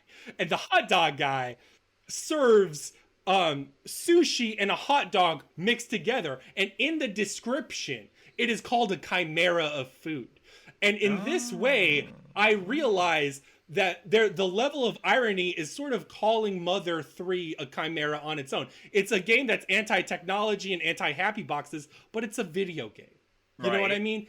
There's an awareness to everything, an appreciation that maybe it's not bad and good. You know what I mean? Mm-hmm. It's interesting. I don't know. That shit was cool to me. Yeah, no, I think you're bringing up a lot of very interesting parallels and juxtapositions, particularly with like all sorts of other kind of outside media and influences here.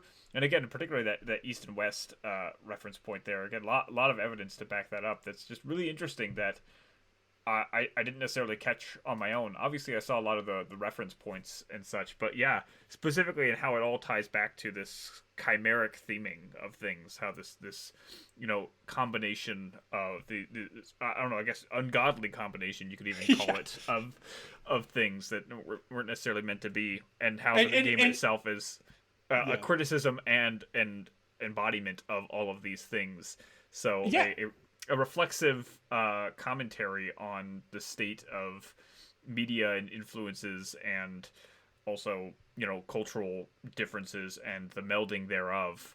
And another way to say it, this also ties into the chimera thing, more specifically the chimeras. Let's talk about them real quick. I think the creature designs are really, really cool, but I also think in the theme sense, there is a nice blending of, I guess the only way to say it is mythical. It feels fantastical that you combine these things together. And it looks ridiculous, and in some ways it's horrific. But also, there's a sort of irony to it as well, with mermaids, for instance. or the centaur Sagittarius type that give you oxygen and kiss you and Yeah. nourish you. And also, just in a deeper myth sense, chimeras are innately tied to mythology. So there is a deeper sense of maybe these things aren't the end of the world.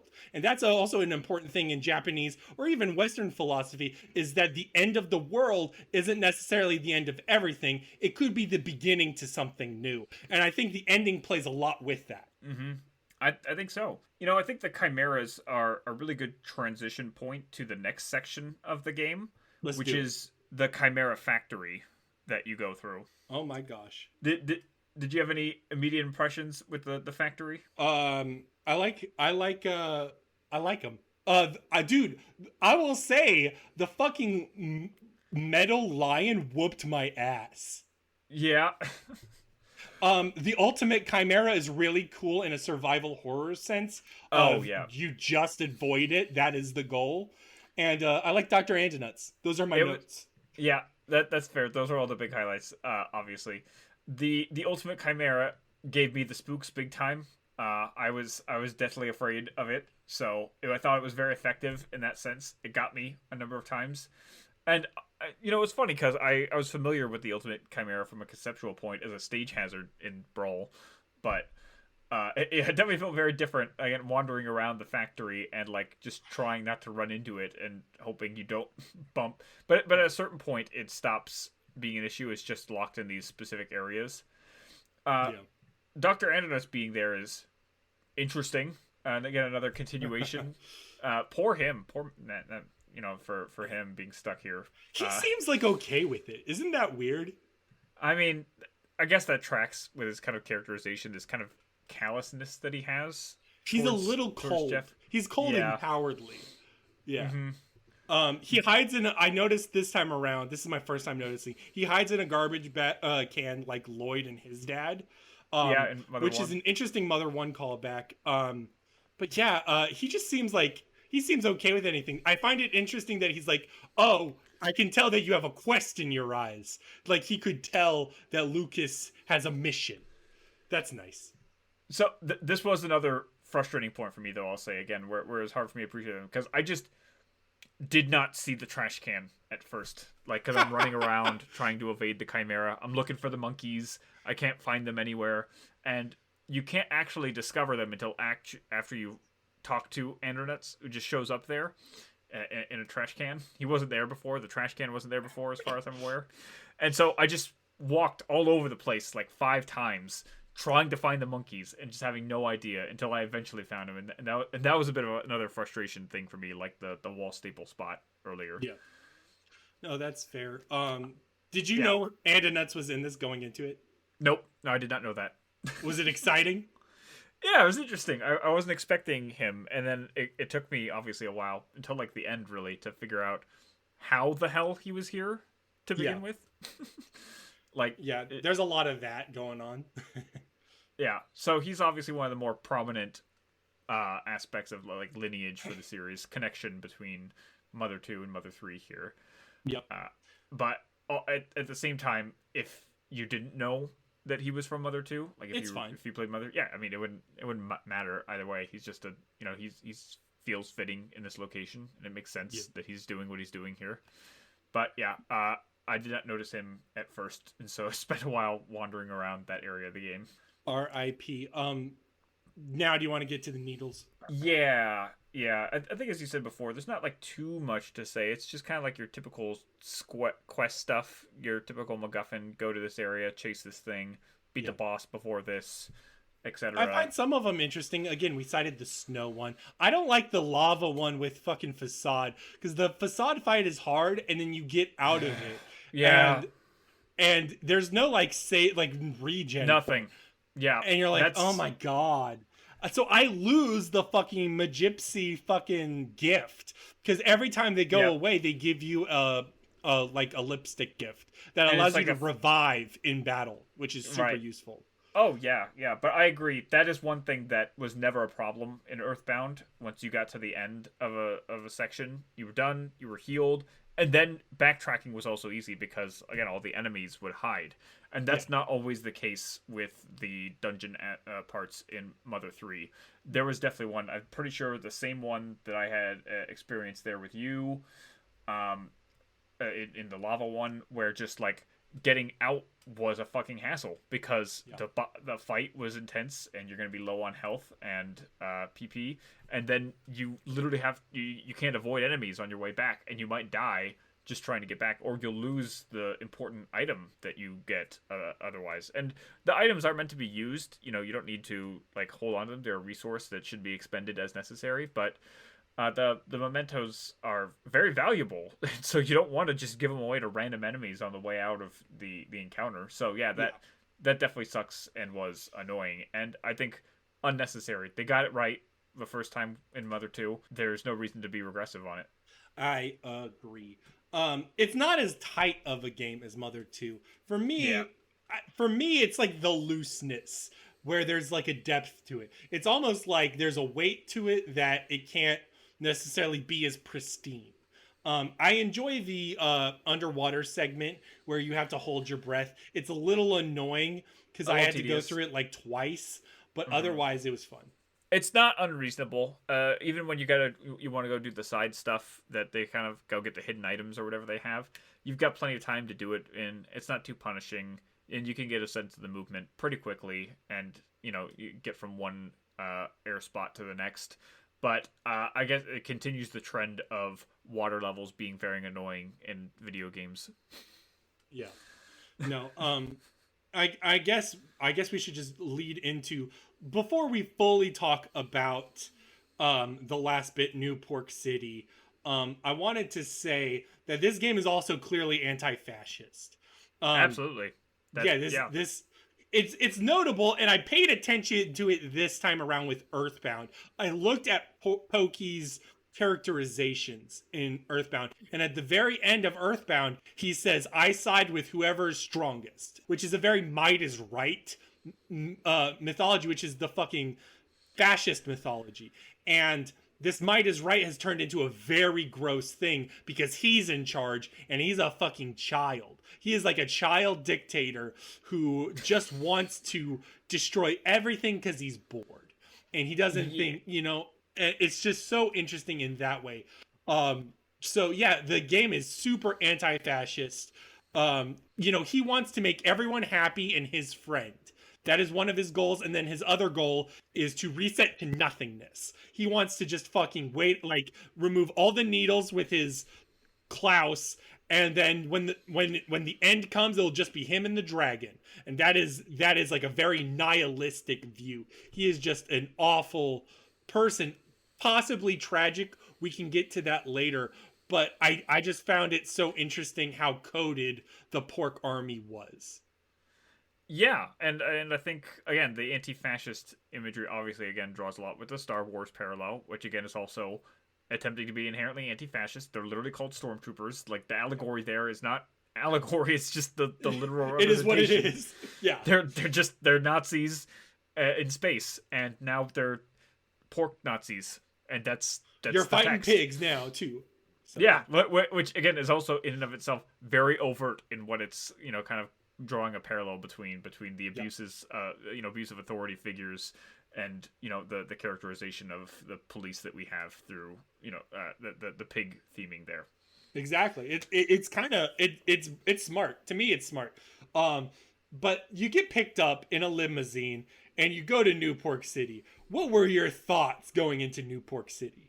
I think there's a bit of irony here because New Pork City was like the first environment I felt like I was actually free to explore and get a sense of in the game, where I wasn't being railroaded straight to an objective, and I had time to get a sense of the setting, soak in the environment, understand the impact of the situation and the character of the place and everything that had led up to now. Like I didn't feel like I was being pushed straight forward, so it reminded me a lot more of Earthbound in that regard, in that I had the time and the freedom to understand where I was and pick up on the environmental storytelling. And part of that may be intentional in design, because a lot of it is literally just like it's meant to feel a little bit more like Earthbound. I mean, there's You know what I mean? literally a movie theater. I'm being coy about it, but it's a There's little a obvious. movie theater that just shows you the highlights from Earthbound. Like, you go to the theater there, and it's all of the major, events being shown on a screen from Earthbound, and it makes you to draw that specific parallel and consider that. But yeah, just from a gameplay perspective, I also got the sense, and the music when that first up, I love the theme for New Pork City.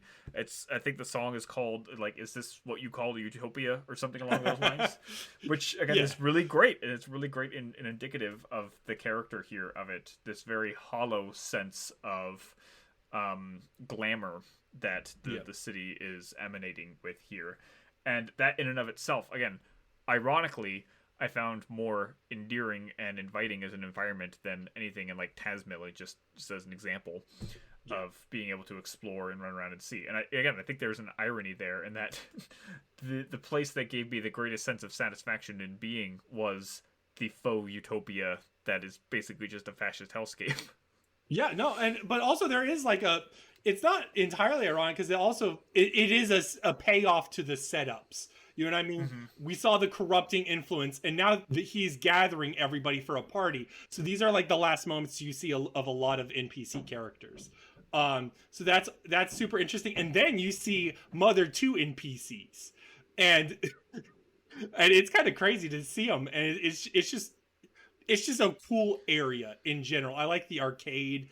I like there's like a restaurant with Pokey's mom. That's super fun. I remember seeing Venus. Venus was one that stuck out to me. As very literal. Yes, Venus is pretty much the big one, where she's like, "Oh, you can go up to the fucking big thing." There's also the giant statue of Porky that I enjoy. Did you fight that boss? Oh, it is a boss. See, I didn't know, because I remembered it from Brawl being something that you dealt with. It is a boss. I was expecting to fight it, but I didn't. I was like, oh, okay, I guess it wasn't. It's optional. What you do is after you find Leader, or actually it's after you beat Facade, you go back to the statue and you like look at it like 3 times and then you fight it. However, it's got 9,999 HP. Oh shit. the secret to fighting the boss is literally either PK Flash, because sometimes PK Flash drops the enemy down to 1 HP, or there's a New Year's bomb below the tree. The New Year's bomb also drops people down to 1 HP. However, that doesn't work all the time. So you have to buy like multiple of them. Mm-hmm. Yeah, I did not realize that. When you talk to it, like 3 times you said, is it immediately apparent? Like, does it tell you to keep talking to it? Yeah, because what happens is instead of like, when you look at it, it goes like, the original time it's like, oh, look at the magnificent Porky. It seems as though he's guarding the city. After you beat Facade and you look at it, it says it's looking at you with a hostile gaze, and then like you look at it again and it's like it's still looking at you with a hostile gaze. Okay. And then the third time is like, oh, do you want to return the hostile gaze? And then the boss fight happens. Okay. I like that. I think that's less out of the way as far as an optional boss fight. The optional boss fights I did the one in Pokey's room or whatever back at the club, I think it is. The robot Mellow with the yo-yo. Yeah, with the yo-yo. Yeah, because I was exploring around the room. I was like, ooh, yo-yo, and then that put me into the boss fight. And then the sad man thing. Negative Man. yeah, that guy. He's iconic. Yeah. What an iconic enemy. The thing I liked about Negative Man, I looked this up. This is not me just knowing this off the top. Negative Man references 2 things in Earthbound and Mother 1. He references number 1, I am just a worthless protoplasm. Right. And that is an enemy in Earthbound. And he also says, life is just an insignificant grain of sand, which is a lyric from the Magicant Flying Men in the OST of the original Mother game, where they say life is just a grain of sand. Deep cuts. Yeah, they got some deep cuts here, man. Either way, that stuff is super interesting. It's just funny because he doesn't attack. He just cries. It's just, Right. It's kind of a depressing fight. It's not really a boss fight. It's a slaughter. it's just fucking beating up on him, and he's like, life is worthless. You're like, Yeah. yeah, well, it Yeah. is what it is. Um, uh, where was I? Oh, I think it's interesting when we get to leader. Yeah. It's again. Controversial, I would say. Is it controversial? What's By the, controversial, I mean he dumps all of the exposition yeah, on you. Yeah. So it may not be a huge good exposition scene. dump. I'm like, is this good storytelling? I don't know, but it's an interesting story. I'll give it that at least. And also, well, I mean, like is it the most graceful way? No. Like the game literally has to prep you. It's like, I'm about to dump a bunch of information on you at once. Are you ready to receive this? Yeah, it's interesting because leader has like a silent Bob role. At the start of the game, he just rings a bell and that's all he does. He doesn't talk to you. It should be said, he's a fucking giant man in He's the middle very of tall. the town. And that is also the reason why he's called leader, because, you know, back in the old world, that was a word for leader, like the leader of people. But they only chose him because he's really tall. Yeah, and that's like really the arbitrary distinction of this giant man, like this literally inconceivably giant person, is just so they have like a specific person to stand out. I guess that also ties in with this kind of outsider narrative that the game is also presenting through its most prominent people, is that he's also a kind of outsider, and that's why he's selected as he's meant to stick retainer. out. Yes. Yeah. So that works with this though, but he's just unbelievably tall. So, okay, leader is telling you what we've kind of already said before. This is a post-apocalyptic story. There was an old world. People fought. The world came to an end. And there was a white ship that saved people. And the people are the villagers of Tasmali. And they are just pretending and living a false life. They chose a false life and they just lived it. And it was fine until Porky came along. And there's a lot more to be said there. But how did you feel during the text dump? Because I know this part wasn't spoiled in Smash Bros. Yeah, no, definitely. It was a lot to take in. It was, it felt very metaphorical, more so than it was a big aspect of it, because obviously it talks about these in a kind of conceptual thing, you know, the way it talks about this white ship or the dragon and such and all of that. So it felt far more metaphorical than literal in that sense. Yeah. But it did feel like a strong, like, kind of mythology that was told about the place, this world that we're inhabiting now, about what came before. I think there is obviously like a literal extent because of the connection that the game has to Mother 2. There's obviously a continuity there that has to be explained. But there's still obviously more, you know, it's a lot vaguer in that, in very prosaic, I guess you would characterize it as, in that sense. But yeah, the presentation is just a big information dump, which if you're willing to accept, I think is well told. It's well written, at least.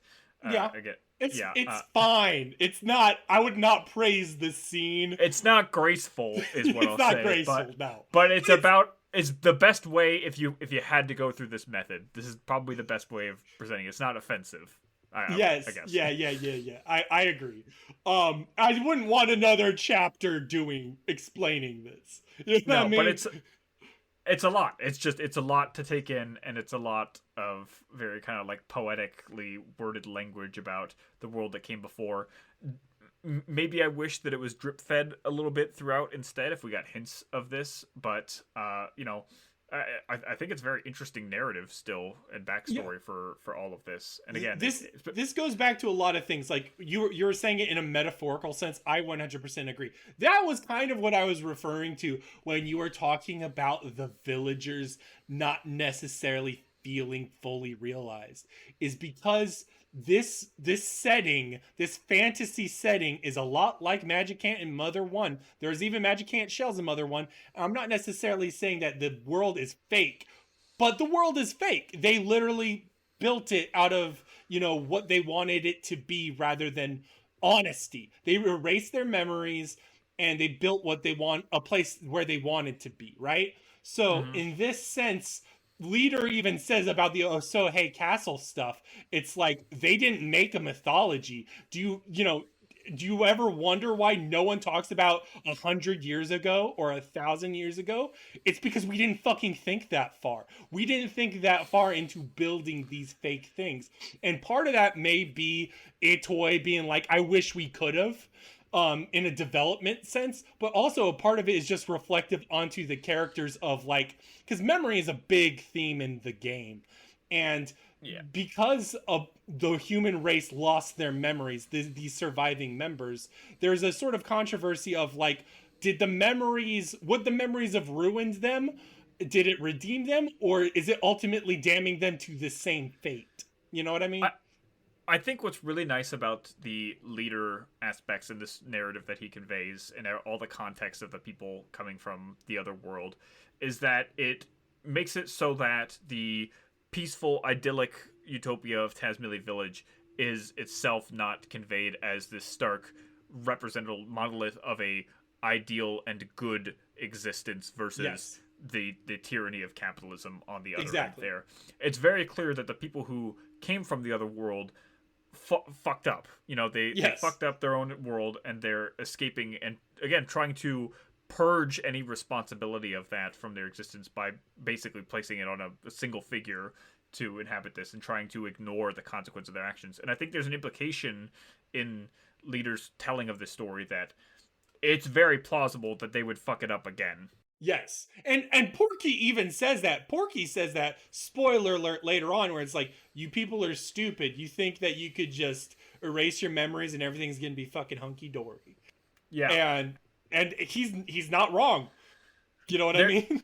There's a sense of regret in the language that leader has that I think he's very clearly understanding that this solution that they proposed was half baked at best. Yes. You know, it was very clearly just kind of like a slapdash, attempt at like, escaping and not just the scenario, but the responsibility of it, and just trying to create this idyllic world by purging any of what they perceive to be the bad ideas that came with them.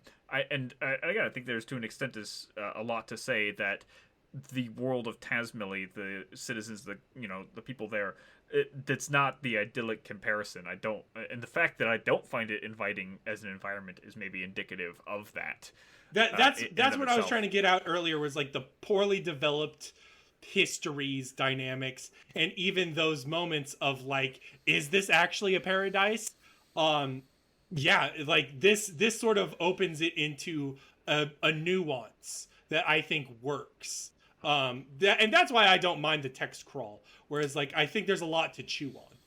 Yeah, I guess for me, as a player, like I would feel like the absence of character that you get in the beginning of the game would be better informed if it felt like an intentional absence, like you were noticing a lack of character in there, whereas it just felt more so from like a presentational point playing through, like, oh, I just don't think I'm being presented with this well. But obviously, the context you get from Leader can color that differently, I think. Any issues I have, I think, with the game are more so in execution than ever in concept. Ultimately, I think it's a very well fleshed out narrative with a lot of nuance and again a lot of different themes and complicated ideas and dichotomies to explore here, far more than in Mother 2 for sure. But the ambition does not necessarily translate to execution. Yeah, whereas the execution in Earthbound is some of the best I've experienced in any game, in terms of what it sets out to achieve and how it achieves that. It definitely blows me away in ways that just don't in the same vein as Mother 3. But again, it feels like I have to compare the two because they do so many similar things, but also at the same time they're so radically different in their aims that it feels unfair to just say, oh, which one do you like better, which one is the better game, which is ever the argument in the community. It seems people are torn between which one is better. Even me and you here, you say this is one of your top 10 games. And this is Kino, dog. Yeah, and it definitely is. I say it's like, great. Also, this goes back to an approach of appreciation, because I am way less focused on execution. I am more like, what is more this forgiving. bringing to the table? Does that make sense? Yeah, I definitely get that, and it just also, I guess, a difference in how things prioritize. I don't know. People have different priorities and what they value in art, and especially at least for games, narrative is not as much of a priority for me. I very rarely will value the narrative of a game over the function and the gameplay of something, because that feels Yeah. like the unique aspect. That's the thing that a game can do that something else couldn't. Like, could you make Mother 3 a book and it worked just as effectively? I think that's quite possible. I don't think that's true of Earthbound. Yeah. In the same vein, in terms of what they aim to achieve in conveying to the player. I don't necessarily think that that is the only way to like measure it. I guess what I'm Yeah, saying is I don't need Mother 3 to be the most game there has ever been gamed. sure. And also I would say that like I suppose for you possibly the most redeeming factor then would be the battle system, because like I do think the battle system has dramatically upgraded. Maybe Yeah, not so much the level design or enemy encounter design, but the actual gameplay. yeah. Another thing that should be said about the battle design, which we touched on but didn't like really emphasize, is again the implementation and the focus on buffs and debuffs a lot more. That is such a priority, and it's such an intuitive priority. It should be said about Mother 3 as well. Like, you don't need the game telling you, oh, you should really focus on putting your offense up and lowering the enemy's defense every turn. Like, you just get that, as you go along, that's just going to be the best thing to do. Things like Duster's Tools being like a free way just to do that, particularly against bosses. It's very intuitive and very good to understand. So each party member has a distinct role that's much more defined than even in Mother 2, which itself is already fairly, well indicative of what the characters should be doing and how they should operate within the battles. But again, that combined with the musical system, which again, my only criticism is that I'm not good enough at, and that's that's a great criticism to have, at least to acknowledge where your own shortcomings as a player are, and not necessarily in the design. Well, I think also a lot of it's practice. You know what I mean? Yeah, I mean, but I tried it the whole game. I never gave up. But yeah, like, do I wish it was easier? Yeah. Do I think that it needs to be changed? No. I could just be better at timing things. You could get good. Yeah. Yeah. Yeah. And you don't need to be good at it to get through the game. No, Is the other no, big it's thing. not necessary at all to beat the game. Yeah, it's an entirely supplemental feature, but again, another way in which it dynamicizes the combat, as the rolling HP bar did for Mother 2, and it continues and improves on that. So yeah, I think that it is better. I don't know. I can't really make an argument for why Mother 2 would be a better system. The music thing, the timing doesn't worsen it in any way for sure. It's only, again, another tool, and it doesn't make it way too easy either. I'm trying to think. Are we done with the leader segment? I'm trying to think if there's anything important that I wanted to say about the leader stuff. I think we covered it well. Again, is it clunky? Maybe, yeah, kind of. Is it very interesting? Yeah, I think it's very interesting conveyance. I think it's very interesting revelations that you get for it. And again, it gives you a lot of emotional feeling as well, because of the way in which it's conveyed through the language, specifically this interesting unfolding of the mystery of everything and the backstory. And again, this very, prosaic language, in a way that gives you this sense of things in a more metaphorical, existential, kind of wide-ranging sense, as opposed to then just a very literal, they've got on a ship to escape a world and then release their memories of everything. Yeah. It's much more underlying the themes regarding humanity and trauma. That's what I was going to say. It's a story about humanity in a more abstract sense than it is about these particular people who traveled from this world that they lost, like the particular denizens of Tasmeli. It is more of a commentary on humanity. And that totally ties into the ending with both the boss fight and the post fight, which we will talk about later. Do you want to keep going?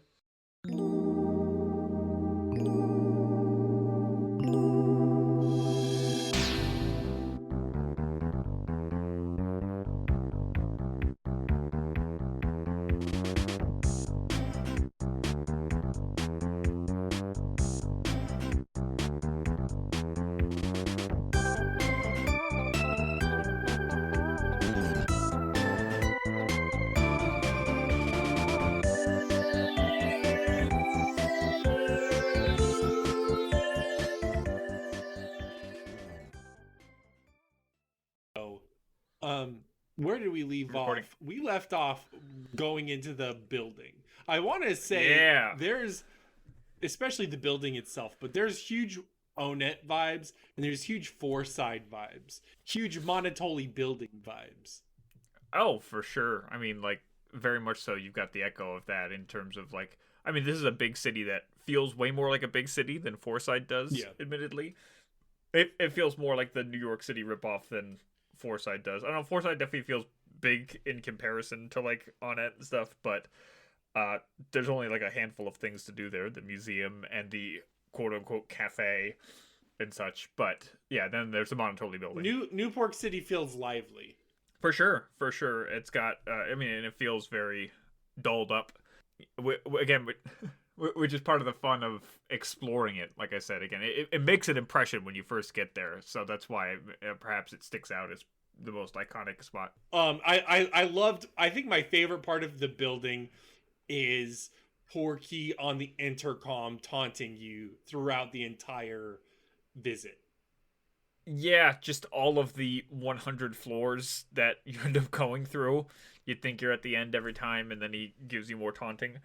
I don't know. I mean, like I said, I think emotionally one of the hardest hitting moments for me was that last concert, that reunion that comes with DCMC. Yeah. At the very beginning, when you first go up to the beginning of Newport City, the reunion of that really pays off the investment they put in the relationship between the band and Duster from before. And so when they play their anthem, it really feels like, again, a culmination of all of those moments that we've kind of been referring to throughout here, where the Mother games stop and put on a show for you, and it gives you this time to kind of like reflect on things. And I think emotionally, that music also just resonates with me even more than some of the other ones, and that's one of the big reasons why I liked the DCMC more than the Runaway Five. As iconic and fun and personable as the Runaway Five are, emotionally they're not that impactful. Yeah, and especially like because DCMC also rescues the party later on, in the same way, in the same exact way, in the same way. But like for me, I don't know. There's just more. It feels like more of a payoff. You know what I mean? It just feels nice. I especially like the moment where Duster has his own, or I guess Lucky, has his own like little bass solo. It's just so nice, and like even the fans are excited Lucky came back. Yep. I'm also just a sucker for a good saxophone. So the saxophone. There's a lot of in horns in this soundtrack. Oh, it just sends me. It's such a great band there. I would go see them. I would be a huge DCMC fan. Yeah, there you go. You'd have all the memorabilia, you know. I would. They'd be my weakness. I'd be like the boss, the big pig man boss. Unironically, I think one of my favorite floors is the bathroom floor. I mean, it's a whole dungeon, basically, isn't it? Yeah, it's pretty amazing. And then you get near the end, and it's got statues of Porky just pissing, and he's like, "How do you feel about being in my toilet? It feels fucking good, doesn't it?" That is the pettiest, and I just love it. There's the bathroom sign that attacks you and like almost kills you. Oh yeah, and the fucking ultimate Chimera comes back. Yep, and that's where one of the secret items is. You gotta lure it out, and then you can go back in and get the. Is it Kumatora's item? I think it's the gloves. Yeah, I think she's got gloves. I don't remember off the top, but yes. Yeah, so that's like a nice jump scare moment. And then also we should say, obviously, there's a lot of Mother 2 references. But in the sewers and in this building are a lot of Mother 2 enemies. Like the fucking, oh my god. Obviously for the sewers there's like the putrid moldy men. Some of the right. Some of the robots and stuff, okay, so like some of them are slightly altered. Like the Robo Octopus type is slightly different. Yeah. I'm trying to think of others. There's one that also, what's the one that blows up after you hit it? Oh, he's like the refilling robot. Yes, or something, it's like a refilling gasoline robot. That one is also present again. Yeah, just nice little things like that. And also there's a section of the map. There's like vats and Yeah. they put people in them, and again, it's so Porky can brainwash everybody. But also you get like some Mother One vibes, because in Mother One there's like a room where there's a bunch of humans in like giant vats. Oh, also in Mother too, because that's Oh exactly yes. where Apple Kid and Dr. Andronuts would be kept in the Starman Yep. base. I like the frog that's in there, who's also a save frog. Dude, those are my favorite save frogs. I also liked I didn't say it earlier, but the ultimate, or like the Chimera lab frog in the room with the bunch of dead animals. He it looks like he's stuffed at first. He's like, "Nah, I'm not stuffed. You can save your game." Yeah, yeah, they're fun, and yeah, it's a nice lengthy final dungeon area. Lots to Ooh, explore throughout the whole way. another important thing to remember. How'd you feel about the set piece where the chauffeur comes back and basically you have to play with a robot Porky? I I loved those sections. Again, this is I was kind of referring to earlier with like the rock paper scissors bit and stuff. There were these nice mini games parts that were thrown in, and actually at first I messed it up because I just won the game. Yeah, And then it was you're like, oh no, you're not supposed to do that. I was like, okay, he even hints it to you. He was like, "Hey, if you could use Oh, your he does. discretion, I would recommend that." Yeah, he does, but I wanted to do it correct anyway. I wanted to win it anyway, so I did it, and then maybe go back and do it again. I was like, okay, I get the shtick. It says so much about Porky's character that he wants someone that he thinks he could compete with, but he has like so much arrogance and pride that you just can't, like, he does not want anyone to actually win. And that says a lot about what goes on in the game too, because it's very clear that there are points in time where Porky lets you have things or lets you do things, and it's like because he's bored and he wants someone to compete with, but when the going gets tough, he still wants to win. Yeah, yeah, I enjoyed them a lot just from a gameplay perspective. Of again, it was a nice switch up and a nice challenge-y kind of like puzzly thing, I guess you would call it. And it's a nice change up from the gameplay that I don't know. I can't even think. Did Earthbound have anything kind of like that? Nothing really. No, this is it just yeah. entirely changed what you're supposed to do. But again, something I would have liked even more of. There's a little bit of it in the majority of the game, but not nearly as much as you get at the end here with these like one after another kind of mini game challenge things. Yeah, this whole chapter is like a minute by minute, like there's a new thing going on. There's a new, like, I feel like a little kid just like going, whoa, whoa, whoa. It throws so many things at you, whether it's nostalgia or just like a new gimmick or a new area or a joke. Like everything ramps up super fast. And I think that's why later on that some of the emotional beats don't work, is because that entire chapter is like an overload, in a good sense, but also like it by the end I'm almost like stunted, where it's like, okay, all right, I'm ready to get this shit done. I can see that. Again, for me, the game came to life even more with New Pork City and with all of these things. I was way more engaged in this last section than I were for a lot of the earlier parts of That's it. fair. And yeah, again, it's hard to say exactly why, because I think you make a lot of good points about how all of these decisions are commentaries on our relationship with media and with games and with nostalgia in particular. But ironically, I enjoyed this section. Like I haven't even given the nostalgia spiel yet. We're not even at that point yet. What'd you think of the giant pig robot? I mean, I enjoyed it. I think it's a as giant far pig as anything robot, else. Yeah. It's alright. Yeah. But going into that, then there is the Mother One theme. There's like a long hallway. Yeah. With the Mother One That's intro.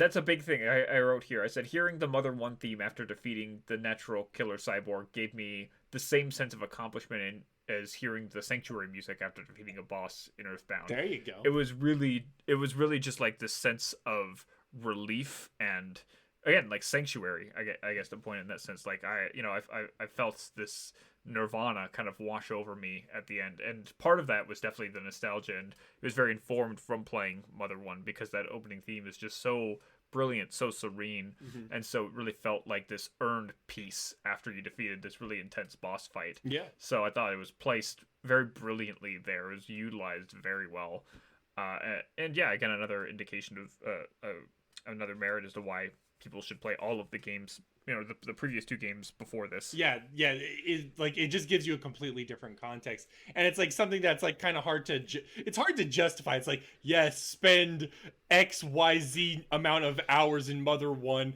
having like an time for this payoff. Yeah. But like it hits different. I don't know.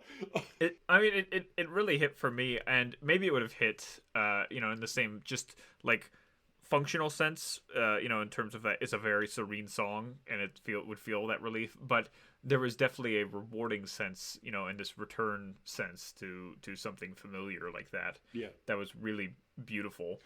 And then that followed immediately by the walk through the nostalgia room, I guess we would call it. Yeah, it's literally like, okay, so you walk in, Pollyanna plays, and for context, Pollyanna is the first song you get in Mother 1 when you walk out of the house. It's like the overworld theme pretty much for Podunk, and it's also like the overworld theme before you get a party member, and after that being friends becomes like the main song.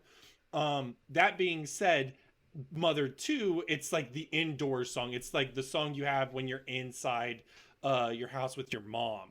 So like both of those are very, and like Pollyanna as a song is very optimistic, very childlike, super lovely, and also just nostalgic. So this entire boat ride is a nostalgic Disneyland small world ride. It really does it feels like a museum tour because of how things are just displayed, and you're just sitting on the boat going past them.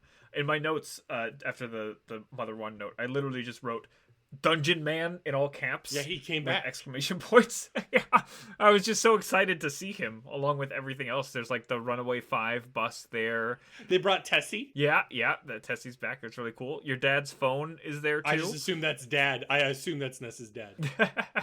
The Space Runner, the Eraser statue, and funny story. That Eraser statue was redone by the localization team for Mother 3 because it would have to be, right? It had to have been. Yes, they did it. That's really cool that they did that as well. Like you could have just obviously not and just lived with it, but no, just called it a day. But they went through it. No, that's a real deal. Yeah, they got like a bunch of callbacks there to the game, and these are all these like trophies that are like that Porky's collected basically from Ness's adventure, which is its own interesting obsessive commentary. Yeah, and it's so weird because like the first time we see it is in way back when, before you even technically know it's Porky, during that tower thing, that optional boss with the yo-yo.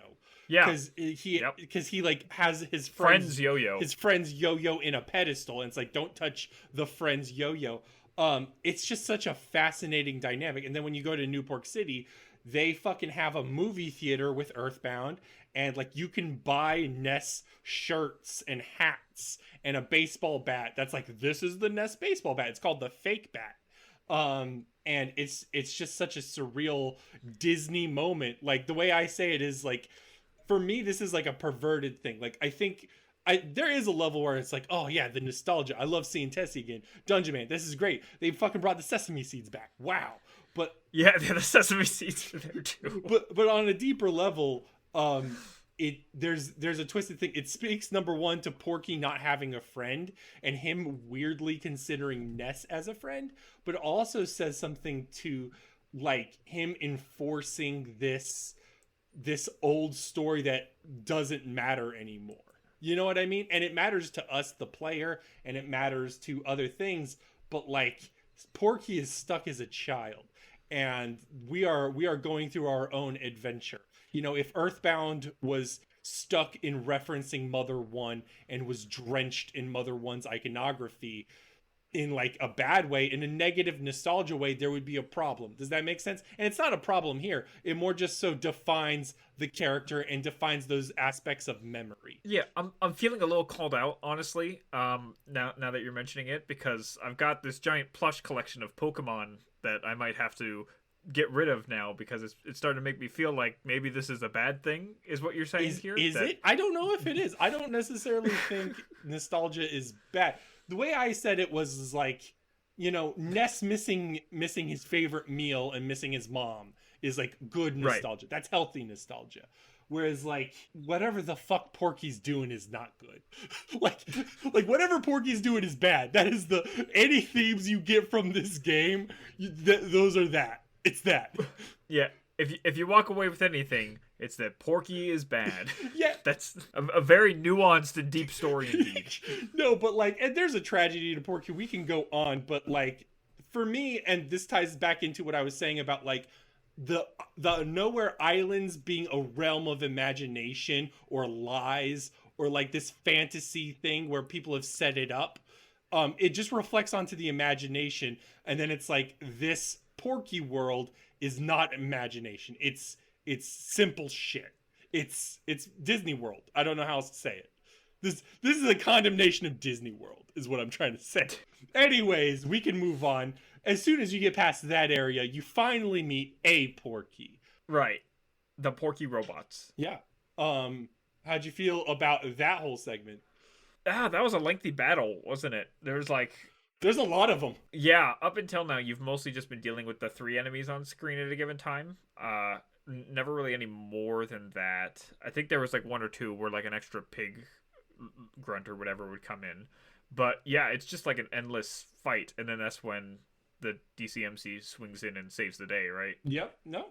And also, Dr. Andonuts comes in, and then you see the real Porky, who looks horrifying. I don't even think Smash did it justice. No, not necessarily. There's I think the surprising thing that I was not expecting based on what I knew about Porky and his device is that does he have a beard? Yes. Yeah, he clearly has a beard. Yeah, that's what I thought, and it's very odd because I didn't get that from the Smash sense, but yeah, he's very clearly like older even, and has put himself in this revitalizing device, which you've been seeing a lot up until now, these which are carryover from Mother 2 as well. Yeah. The revitalizing machines, they're all over the building, and what Porky's in is kind of like an advanced one of those, but it's also reminiscent of his Earthbound's spider machine of the end, you know what I mean, which is also on the boat ride. You see the original one there. He also got the phase distorter. That's crazy.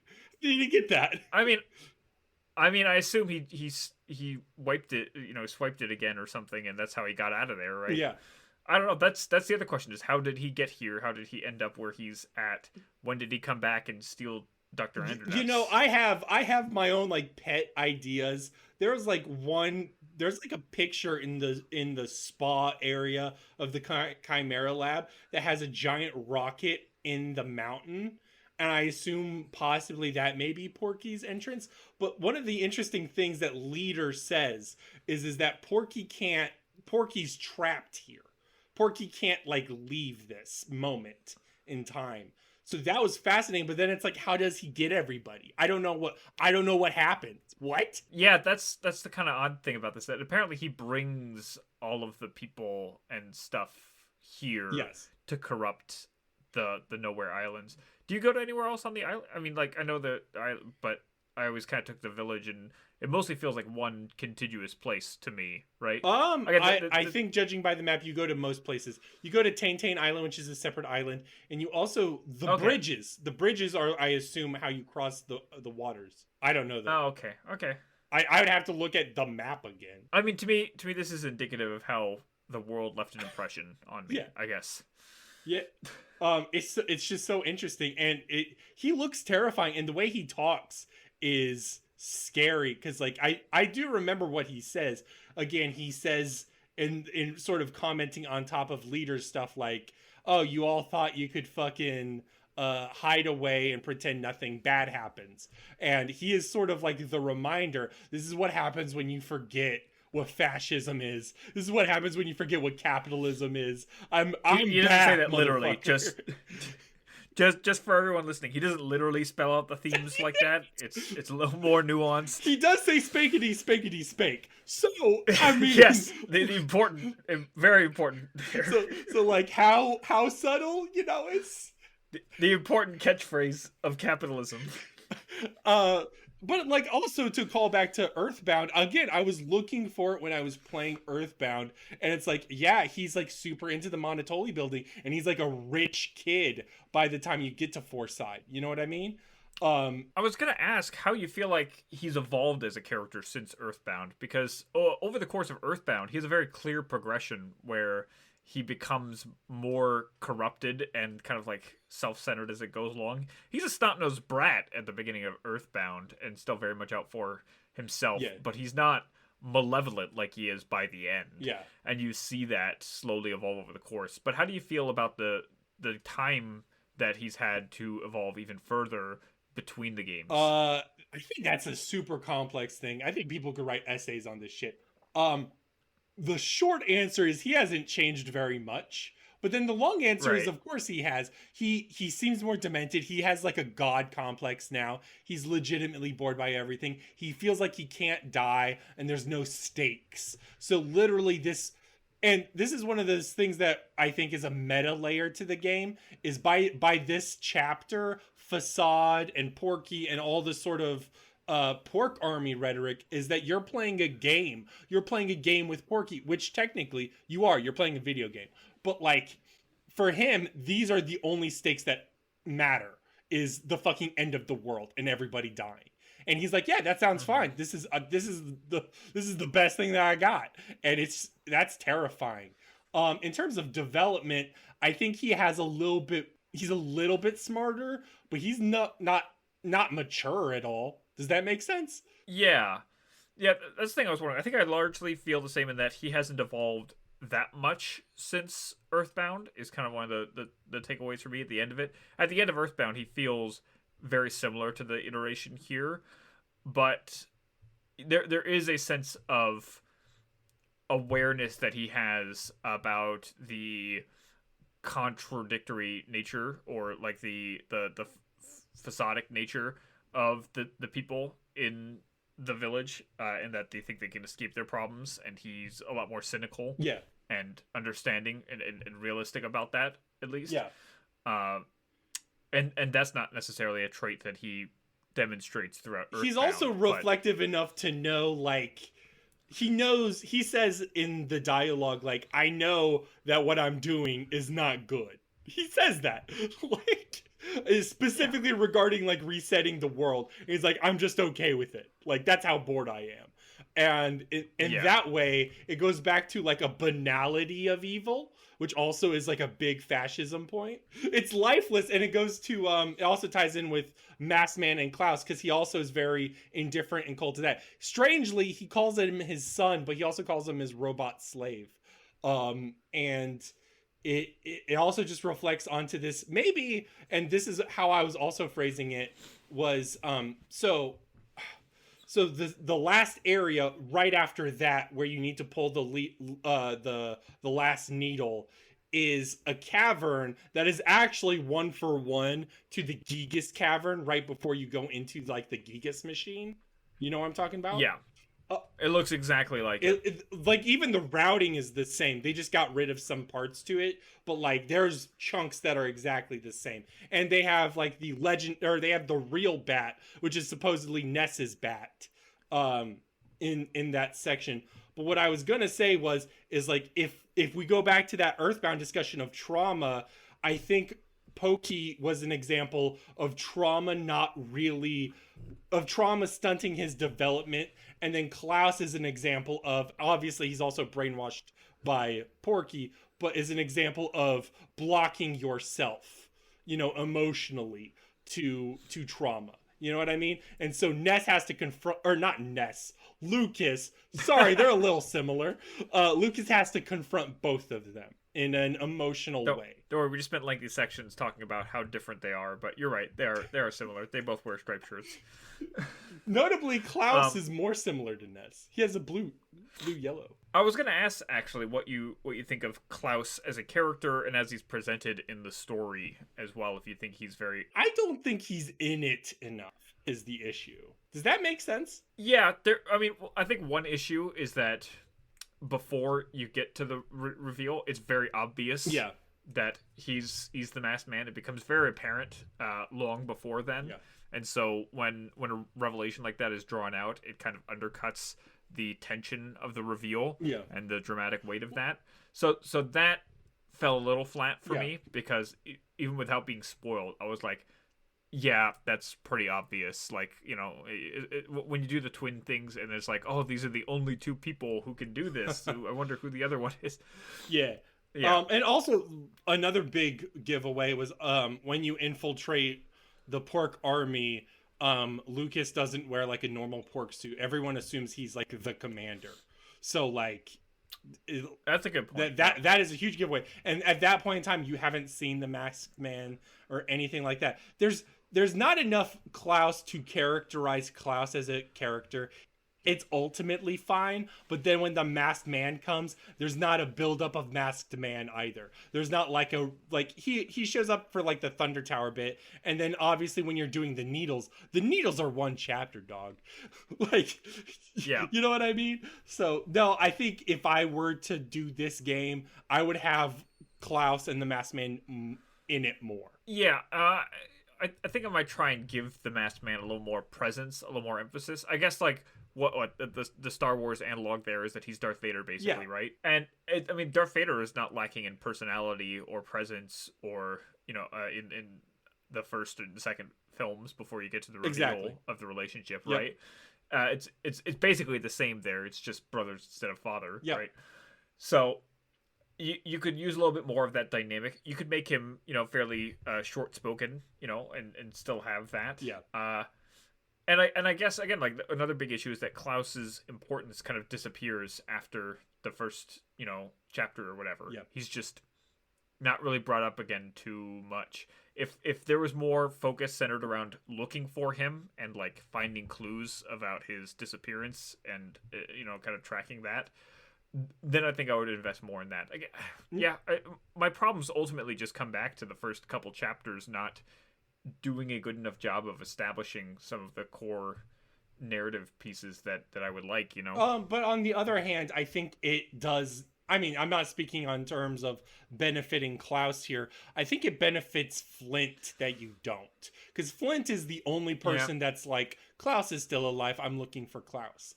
And him being absent, I think, fits. That is like a very core mother idea. But also like brings to the idea that Flint doesn't like dislike Lucas. It's more that he cares about Klaus. You know what I mean?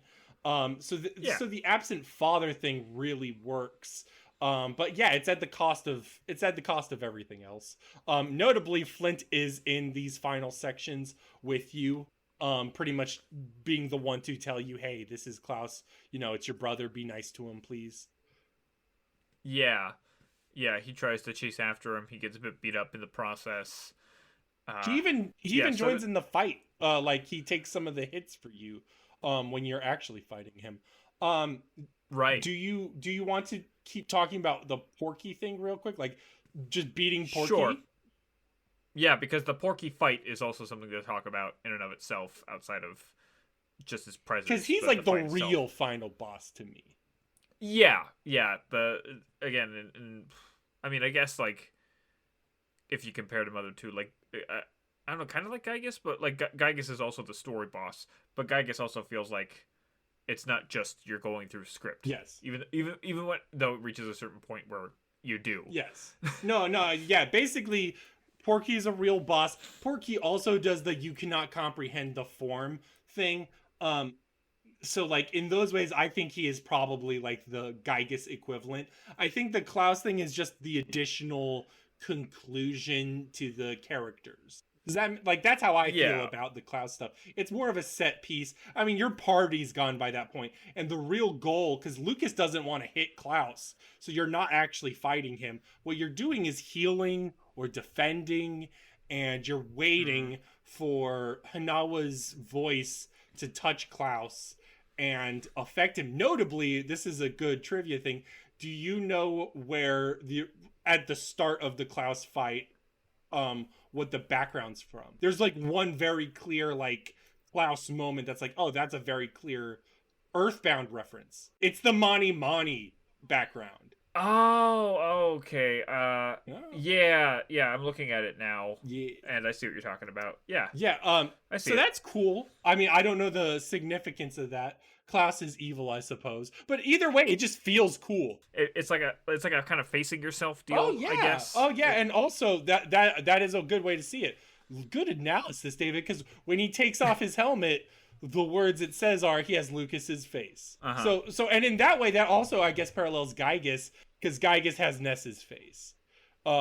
So Yeah. there's a lot I there's a mean, lot of double meanings going on here. the only problem with that reading is that it robs Klaus further of his own characterization if you're just characterizing him as a evil reflection of Lucas or a corrupted reflection of Lucas. I did want to I He did want to point something out. I think people misread what's going on.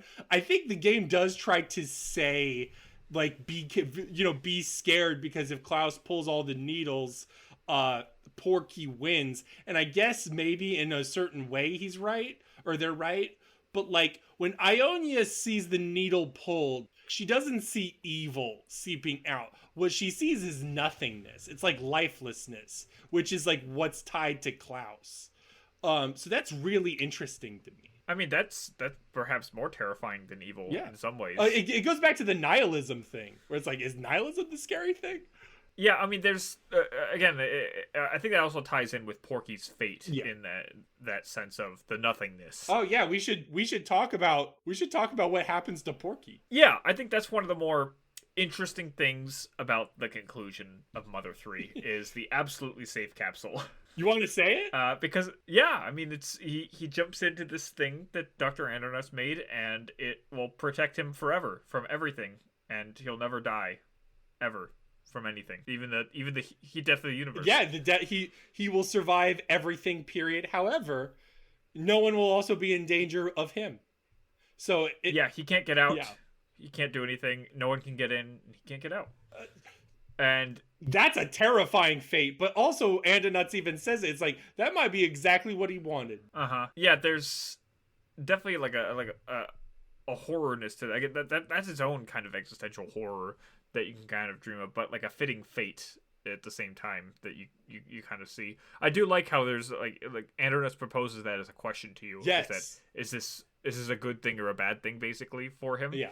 And it really could be either way. Again, it's what there's it's that old curse of immortality they say or whatever. Yeah, and the fact that he asks you and then you have to answer is like that is like a big thing. Yeah. That's so cool. Yeah, it pushes you to question the function of that ultimately and how that kind of weighs as a fate. Did he win? Did he lose? Yeah. Is it somewhere in the middle? Yeah. I think it's tragic. That is the one thing I'll say is like by this point in time, like Porky has like a tragic element to him where it's like whatever humanity. This goes back to the seeing Ness as a friend thing. He feels very lonely and he wants friends and he wants people to like him for who he is. Problem is he's a very unlikable person. But in Ness's Magicant, in Earthbound, there's a Porky there. And Porky's like still a little snot nosed, but he asks, "Hey Ness, will you be my friend?" And I think that is like the one like Ness sees him in a more vulnerable way, and maybe that's where the kinship is. I don't know. There's a little tragedy to him. Yeah, for sure. And again, there's a lot that goes back to Earthbound talking about his home life and how that kind of informs his character. And you see how different he is from the beginning of the game to how the corruption has influenced him by the end. And again, it's not just, I don't buy just that, oh, he was a well-meaning, misguided kid that was then overtaken and, corrupted by Gygas. Yeah. Obviously, there's an element there, but he's not like being mind controlled. He is buying into it. He is She wants feeding it. into Yeah. the thing. Yeah. Yeah, and so he follows that all the way through, and you see that through the Happy Village, through the Monotoli, relationship, up through his collaboration with Gygas Yep. there, and then up now till Mother 3, where he's literally overtaking the entire world that he's inhabited now, and also seeking to destroy it once he's had his fun corrupting it and entirely bastardizing it, basically. And he wants to throw one big party. And the Klaus stuff to me works when he starts to hurt himself, because I think before that it feels a little like, I don't know, I think the tragedy sets in when Klaus takes off his helmet and makes the choice explicitly to throw lightning at your Franklin badge and get shocked and you know what I mean. Yeah. Klaus has a good moment after that. At that point, I think things start to work again. Yeah, I think I agree with you, where he gets to finally express as a character. Again, this is where having the silent villain can take away your opportunity to really work, I guess, or to express something more of it as its own. He is effectively a mindless zombie during the period of the game. Well, also, to be fair, I am pretty sure a lot of this was cut. I've never fully looked into the cut content, but there were heavy phases in the fight that were more horrific, more Gygas inspired in terms of ghost faces or just trap. You know what I mean? There's a more of a horror bend to it. But they were forced to dumb it down. You could look up the cut content. They went for a different direction. I'm glad it's tamer. I don't necessarily think that. I think playing into the sentiment of brother versus brother is better than any sort of horror moments here. Well, maybe this is a good transition point then to talk about some of the cut stuff or the development issues the game had, because there is a lot more to be said than just what we ultimately have here. Oh, yeah. The game was greenlit right after Mother 2 was released. There's entire Nintendo 64 footage, fucking There's a bunch of versions of this game that don't exist. Yeah, I mean, originally they were gonna develop it for the SNES, and then it was at the end of its cycle, so they're like, let's just move on to the new game system that they've got here. And of course, the N64, it's a whole ambitious new thing. And I'm sure you've seen a lot of the footage from Earthbound 64, yeah. The demo stuff they brought to the E3. Flint looks cool, and also Kumatora has a completely different design. The game looks completely really different. Cool. I hate to fall into that trap of what could have been, just based on what little you've seen there. But I love it. It's got a minecart section. That's always great. I'm down for more. It seems like there's more Klaus, right? Yeah. They're together there. So that's really interesting. It was also going to be way more ambitious, 12 chapters, I think they said at one point. I don't think I would want to play this with 12 chapters, David. Oh, no. And it would. And again, this is on the N64. Originally for the disc version that... Have you even played any of the disc drive games for the N64? The disc drive? No, I don't think the disc drive came out. The only thing that came out for the Nintendo 64 was an expanded RAM thing. I'm pretty sure the entire 64 DD thing never came out. I'm pretty sure. I mean, that makes sense, because I don't even know what games were developed for Mother 3. Yeah. Oh, what a shit show. Yeah. I mean, but what we've seen does look really cool, I'll say. I would play it for sure. And there's people trying to restore as much as possible or find prototypes of it. And I think it was only estimated there was ever 60% complete. So it would not even be close to a finished game if I would scrap together everything. I would still play 60% of this bad boy. I would. I'm interested. It looks good. And not a lot of N64 games really hold up that well, no. But there's a lot of color here. I like the visuals. I think the art design is honestly good, really good. I think one of the other strengths a 64 title like this would have is that the turn-based aspects would Oh, yeah. would survive time better than a lot of the platforming games that were kind of inherent to the system were. Yeah. Like the transition to 3D really focused on those and movements and stuff, and that's the stuff that's aged poorly. The turn-based stuff, the RPGs or whatever that made it there. I don't know. I'm thinking like Paper Mario or whatever. That's about it. There's like also Quest 64, but they should have done more. They should have done more. They would have held up. well, better you know over why time. is because I'll tell you why they didn't make RPGs for the Nintendo 64 because there wasn't enough space on a fucking cartridge. Yeah, I know. That's why Square went over to the PlayStation. And Look, yeah. this is all a roundabout way of saying they cut a lot of this game. This game went through development hell. It's a miracle it exists in any form, let alone a translated Japanese version. Yeah, I mean it's really wonderful that it's as accessible as it is, I suppose. Again, like I own a cartridge of this game now, which is really cool. And it didn't cost me that much. It was surprisingly cheap to obtain. And I like playing out a cartridge, I'll say as well, I guess, just to weigh on that. I don't imagine you didn't play it on Nah, dog. Right? I emulated this bad boy on my PC. I'm sure most people have, But I liked having the cartridge. I liked, I didn't mind paying for the effort for it. It seemed like a nice way. I wanted to play it on the system it was intended for, even if the translation isn't official or whatever. Yeah. It was nice to do. I was hyped up on the series, playing and everything, and it was a nice big piece to add to my collection. I'm parking the Runaway 5 bus amongst my other things here in the nostalgia boat ride. I'll include this amongst my obsessive collection, grasping onto my childhood like Porky. There you go. I don't care. I don't care. Be proud. I'll pull all the needles. There ain't nothing wrong with it. I will say at the end, spankety spankety spankety, man. He's right. Spankety spank. He ain't wrong. The ending, I think, I kind of like it better than Earthbound's question mark. Indeed. I remember you were pretty elated talking about how you gotta walk your way to the end in Earthbound and how like relieving that is, and how more games should do something like that. Yeah.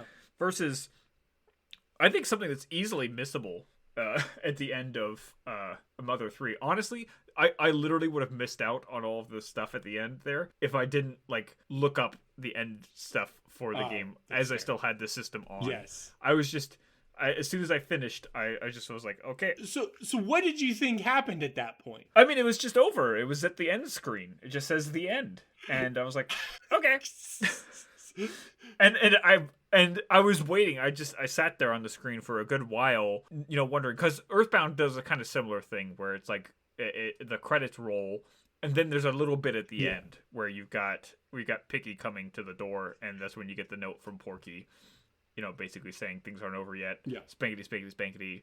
The end, question mark. But in here you have to trigger the extra stuff by moving around. Yes. On the D-pad after on the end screen where it says the end, you can move around in the darkness and bump into people. For more context, before this moment, you pulled the needle. Everyone's like, "Hey, pull the needle. Put all of your heart into it.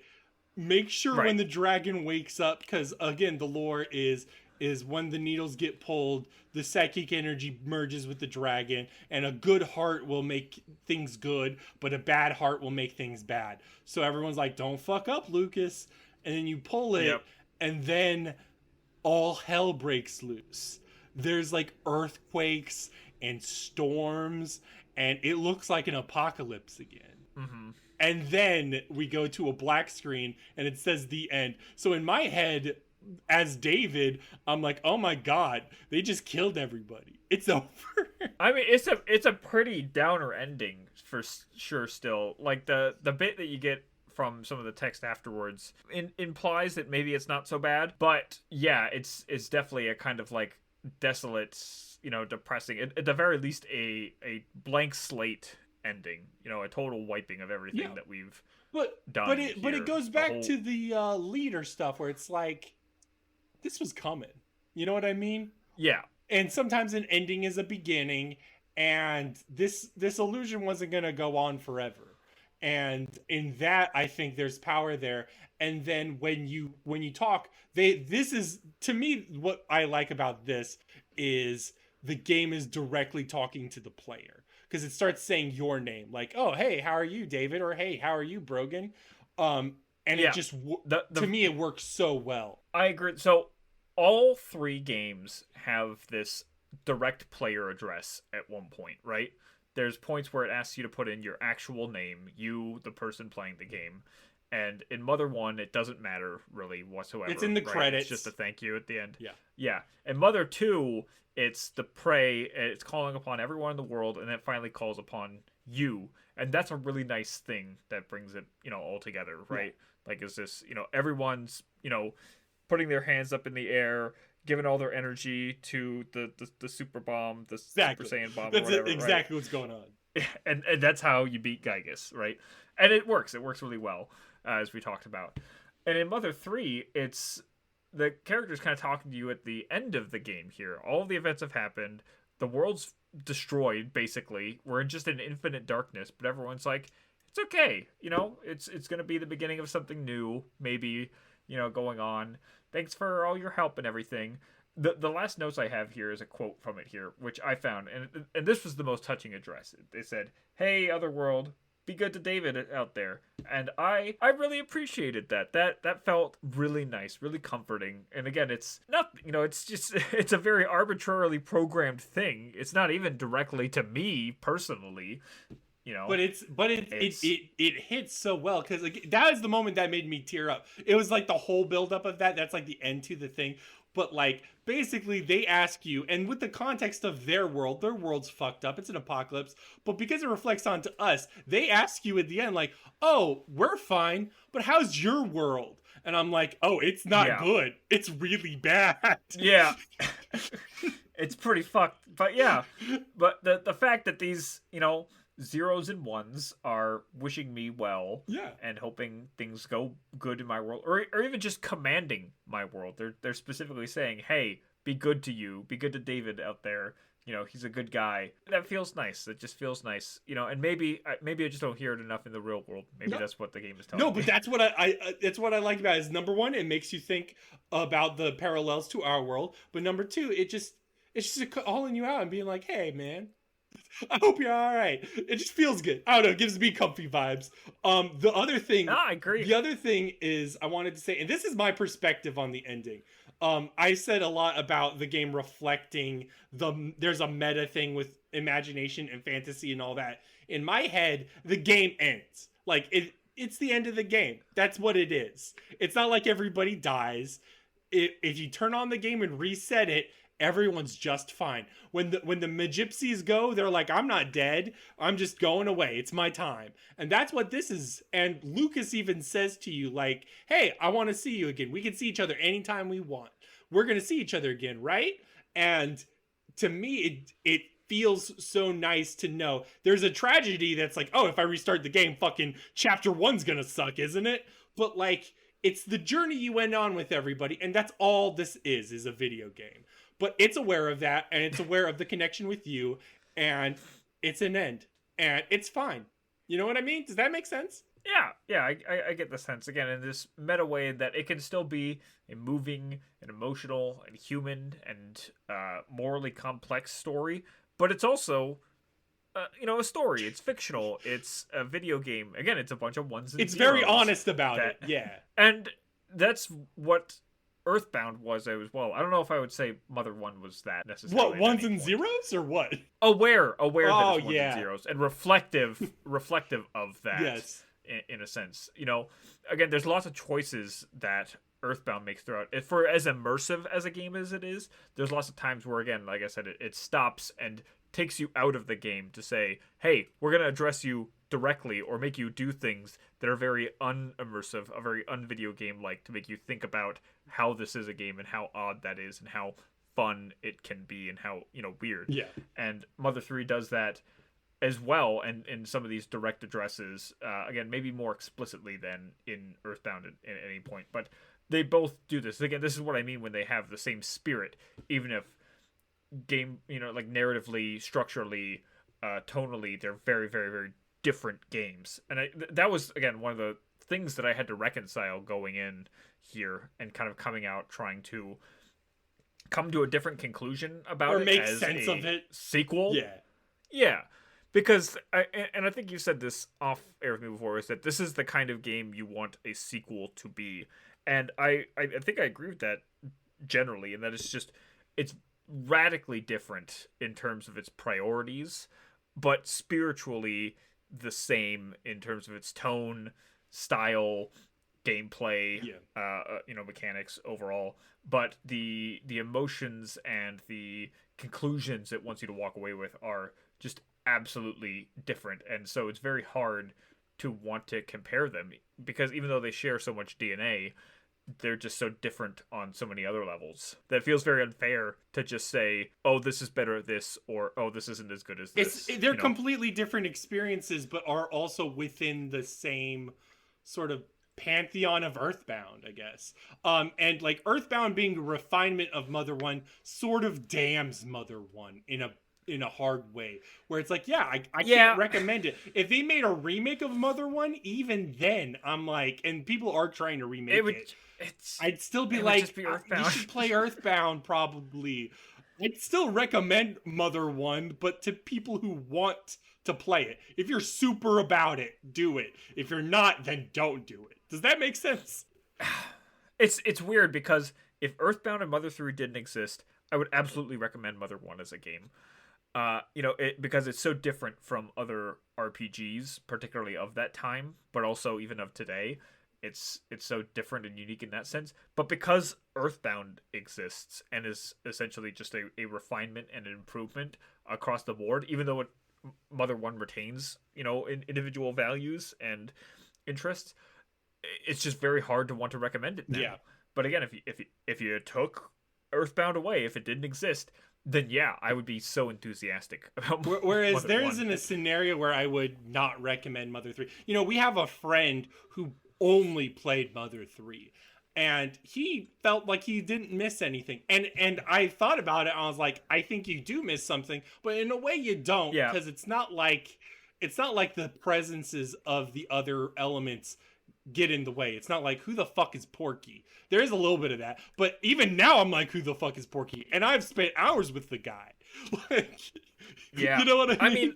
The big thing I think you miss is the emotion that you get from the Mother 1 theme playing, like we said, and then the tour of it. Because even if you're familiar with Mother 2 just by sheer pop culture osmosis, so you know things like the Runaway 5, or you recognize Tessie, or the heavily armored device that Porky's in, so you recognize all these things and you get the same rush of nostalgia. Maybe it's very different from experiencing it. I said on the last one we did, where we talked about Mother 2, that as someone who watches a lot of games and feels very content with that experience and feels like I've experienced the game as much as I need to have opinions on it or whatnot, Earthbound, playing through it, was definitely one where I felt like I really needed to play it to be in the driver's seat to appreciate some of its moments to the fullest. Yeah. That's not to say that I could not feel those experiences having just watched someone play the game,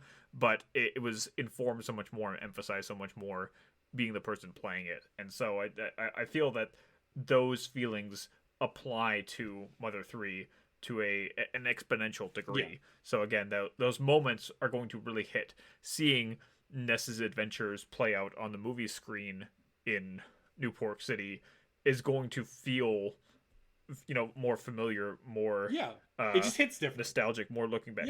And again, it goes back to the sequel thing, where it's like, it's okay if this is the only one you've ever played, but there is an infinitely rewarding aspect to the series and the trilogy aspect of it. And also, just in a theme sense, I wouldn't want there to be a Mother 4. I think this is a definitive closing the book, everything's done. Yeah, Itoi doesn't want to make a Mother 4, and I think that's enough to say that we don't want a Mother 4. Yeah.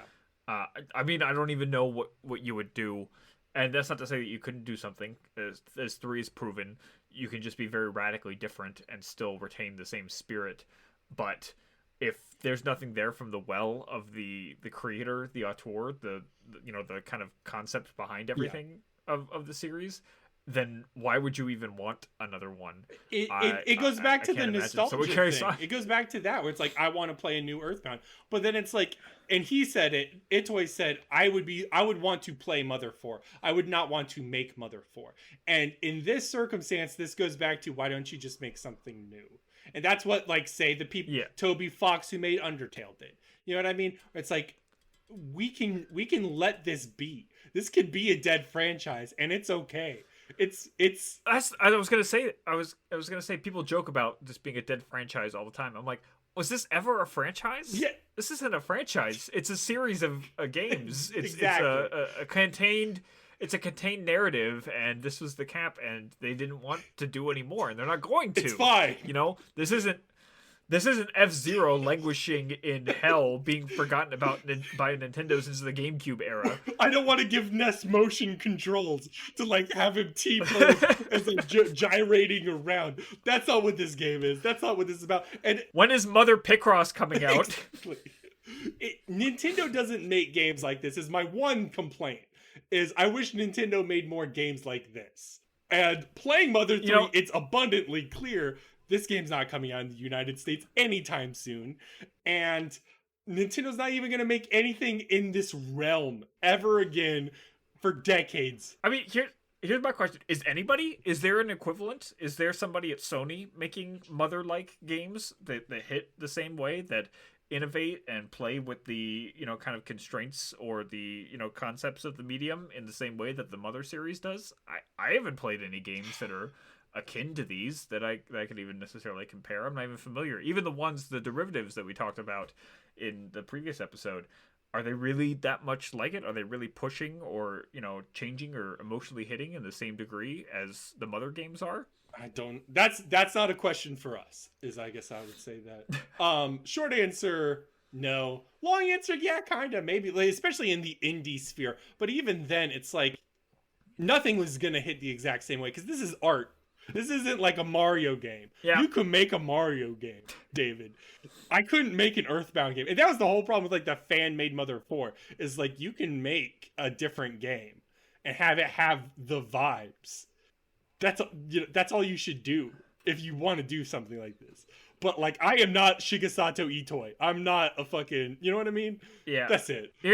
Here's the, I don't think fans should make anything in the series. If you're a fan of something, I don't think you should be allowed to touch the property. You're too close to it. You're too familiar with it. You have too much affection for something, and you're not going to be able to resist the temptation to be indulgent and to just give in to repeating some of the things in this very empty referential way. I don't think fans should be allowed to touch the properties of... We're going to get chewed out in this podcast. The only people that are going to listen to this 3-hour Mother 3 podcast are probably Mother 3 fans. So just so you know, if you want to make a Mother 4, you are basically Porky from the end of this game, and you're basically back. Exactly. Spankety, spankety, spank. I think that's what I was trying to say earlier. I mean, that's what I've been trying to say my whole life. Spankety, spankety, spankety. Yeah. Isn't that the thing we've all been trying to say? Sums it up, doesn't it? Any other thoughts? No. I guess just thank you, bro, for coming on here and enduring like 6 hours of Mother talk with me for over these. I mean, I didn't get into this intending to play all of the games and have incredibly expansive conversations with you about it, but I'm glad we did. They've been some of the more rewarding games I've played, and it's been a very fun experience to... It's like a little book club. Binge them all. That was... It feels good. Yeah. I hope I'll be able to encourage you to do something similar. I don't know what else I can hook you with next to show up here. Just look at the runtime of the game next time. How about that? Are you saying I need to go shorter or longer? Shorter, I don't please. know. I don't know what this... Shorter. Well, I mean, if it's shorter, then we won't have as long a lovely conversation. So, what a shame! I don't know. I'm tempted to go longer. Oh no! Are you familiar with the Persona series? I bro? am. Let's not do that. Okay, well, we'll see. We'll see what happens. We'll see what happens. Okay. Thank you, David. If I start with Persona 1, will you do all of them? I would. You know what? I would do them because I wanted to do. I think Persona 2's duology is like a Daydreamcast pick, so I would do those. Okay. I'm putting that in my mental notes here. I'm writing that. Oh my down god, as why did a I just potential- commit to that? Why did I just do that? All right, I think we're done here. We're playing out.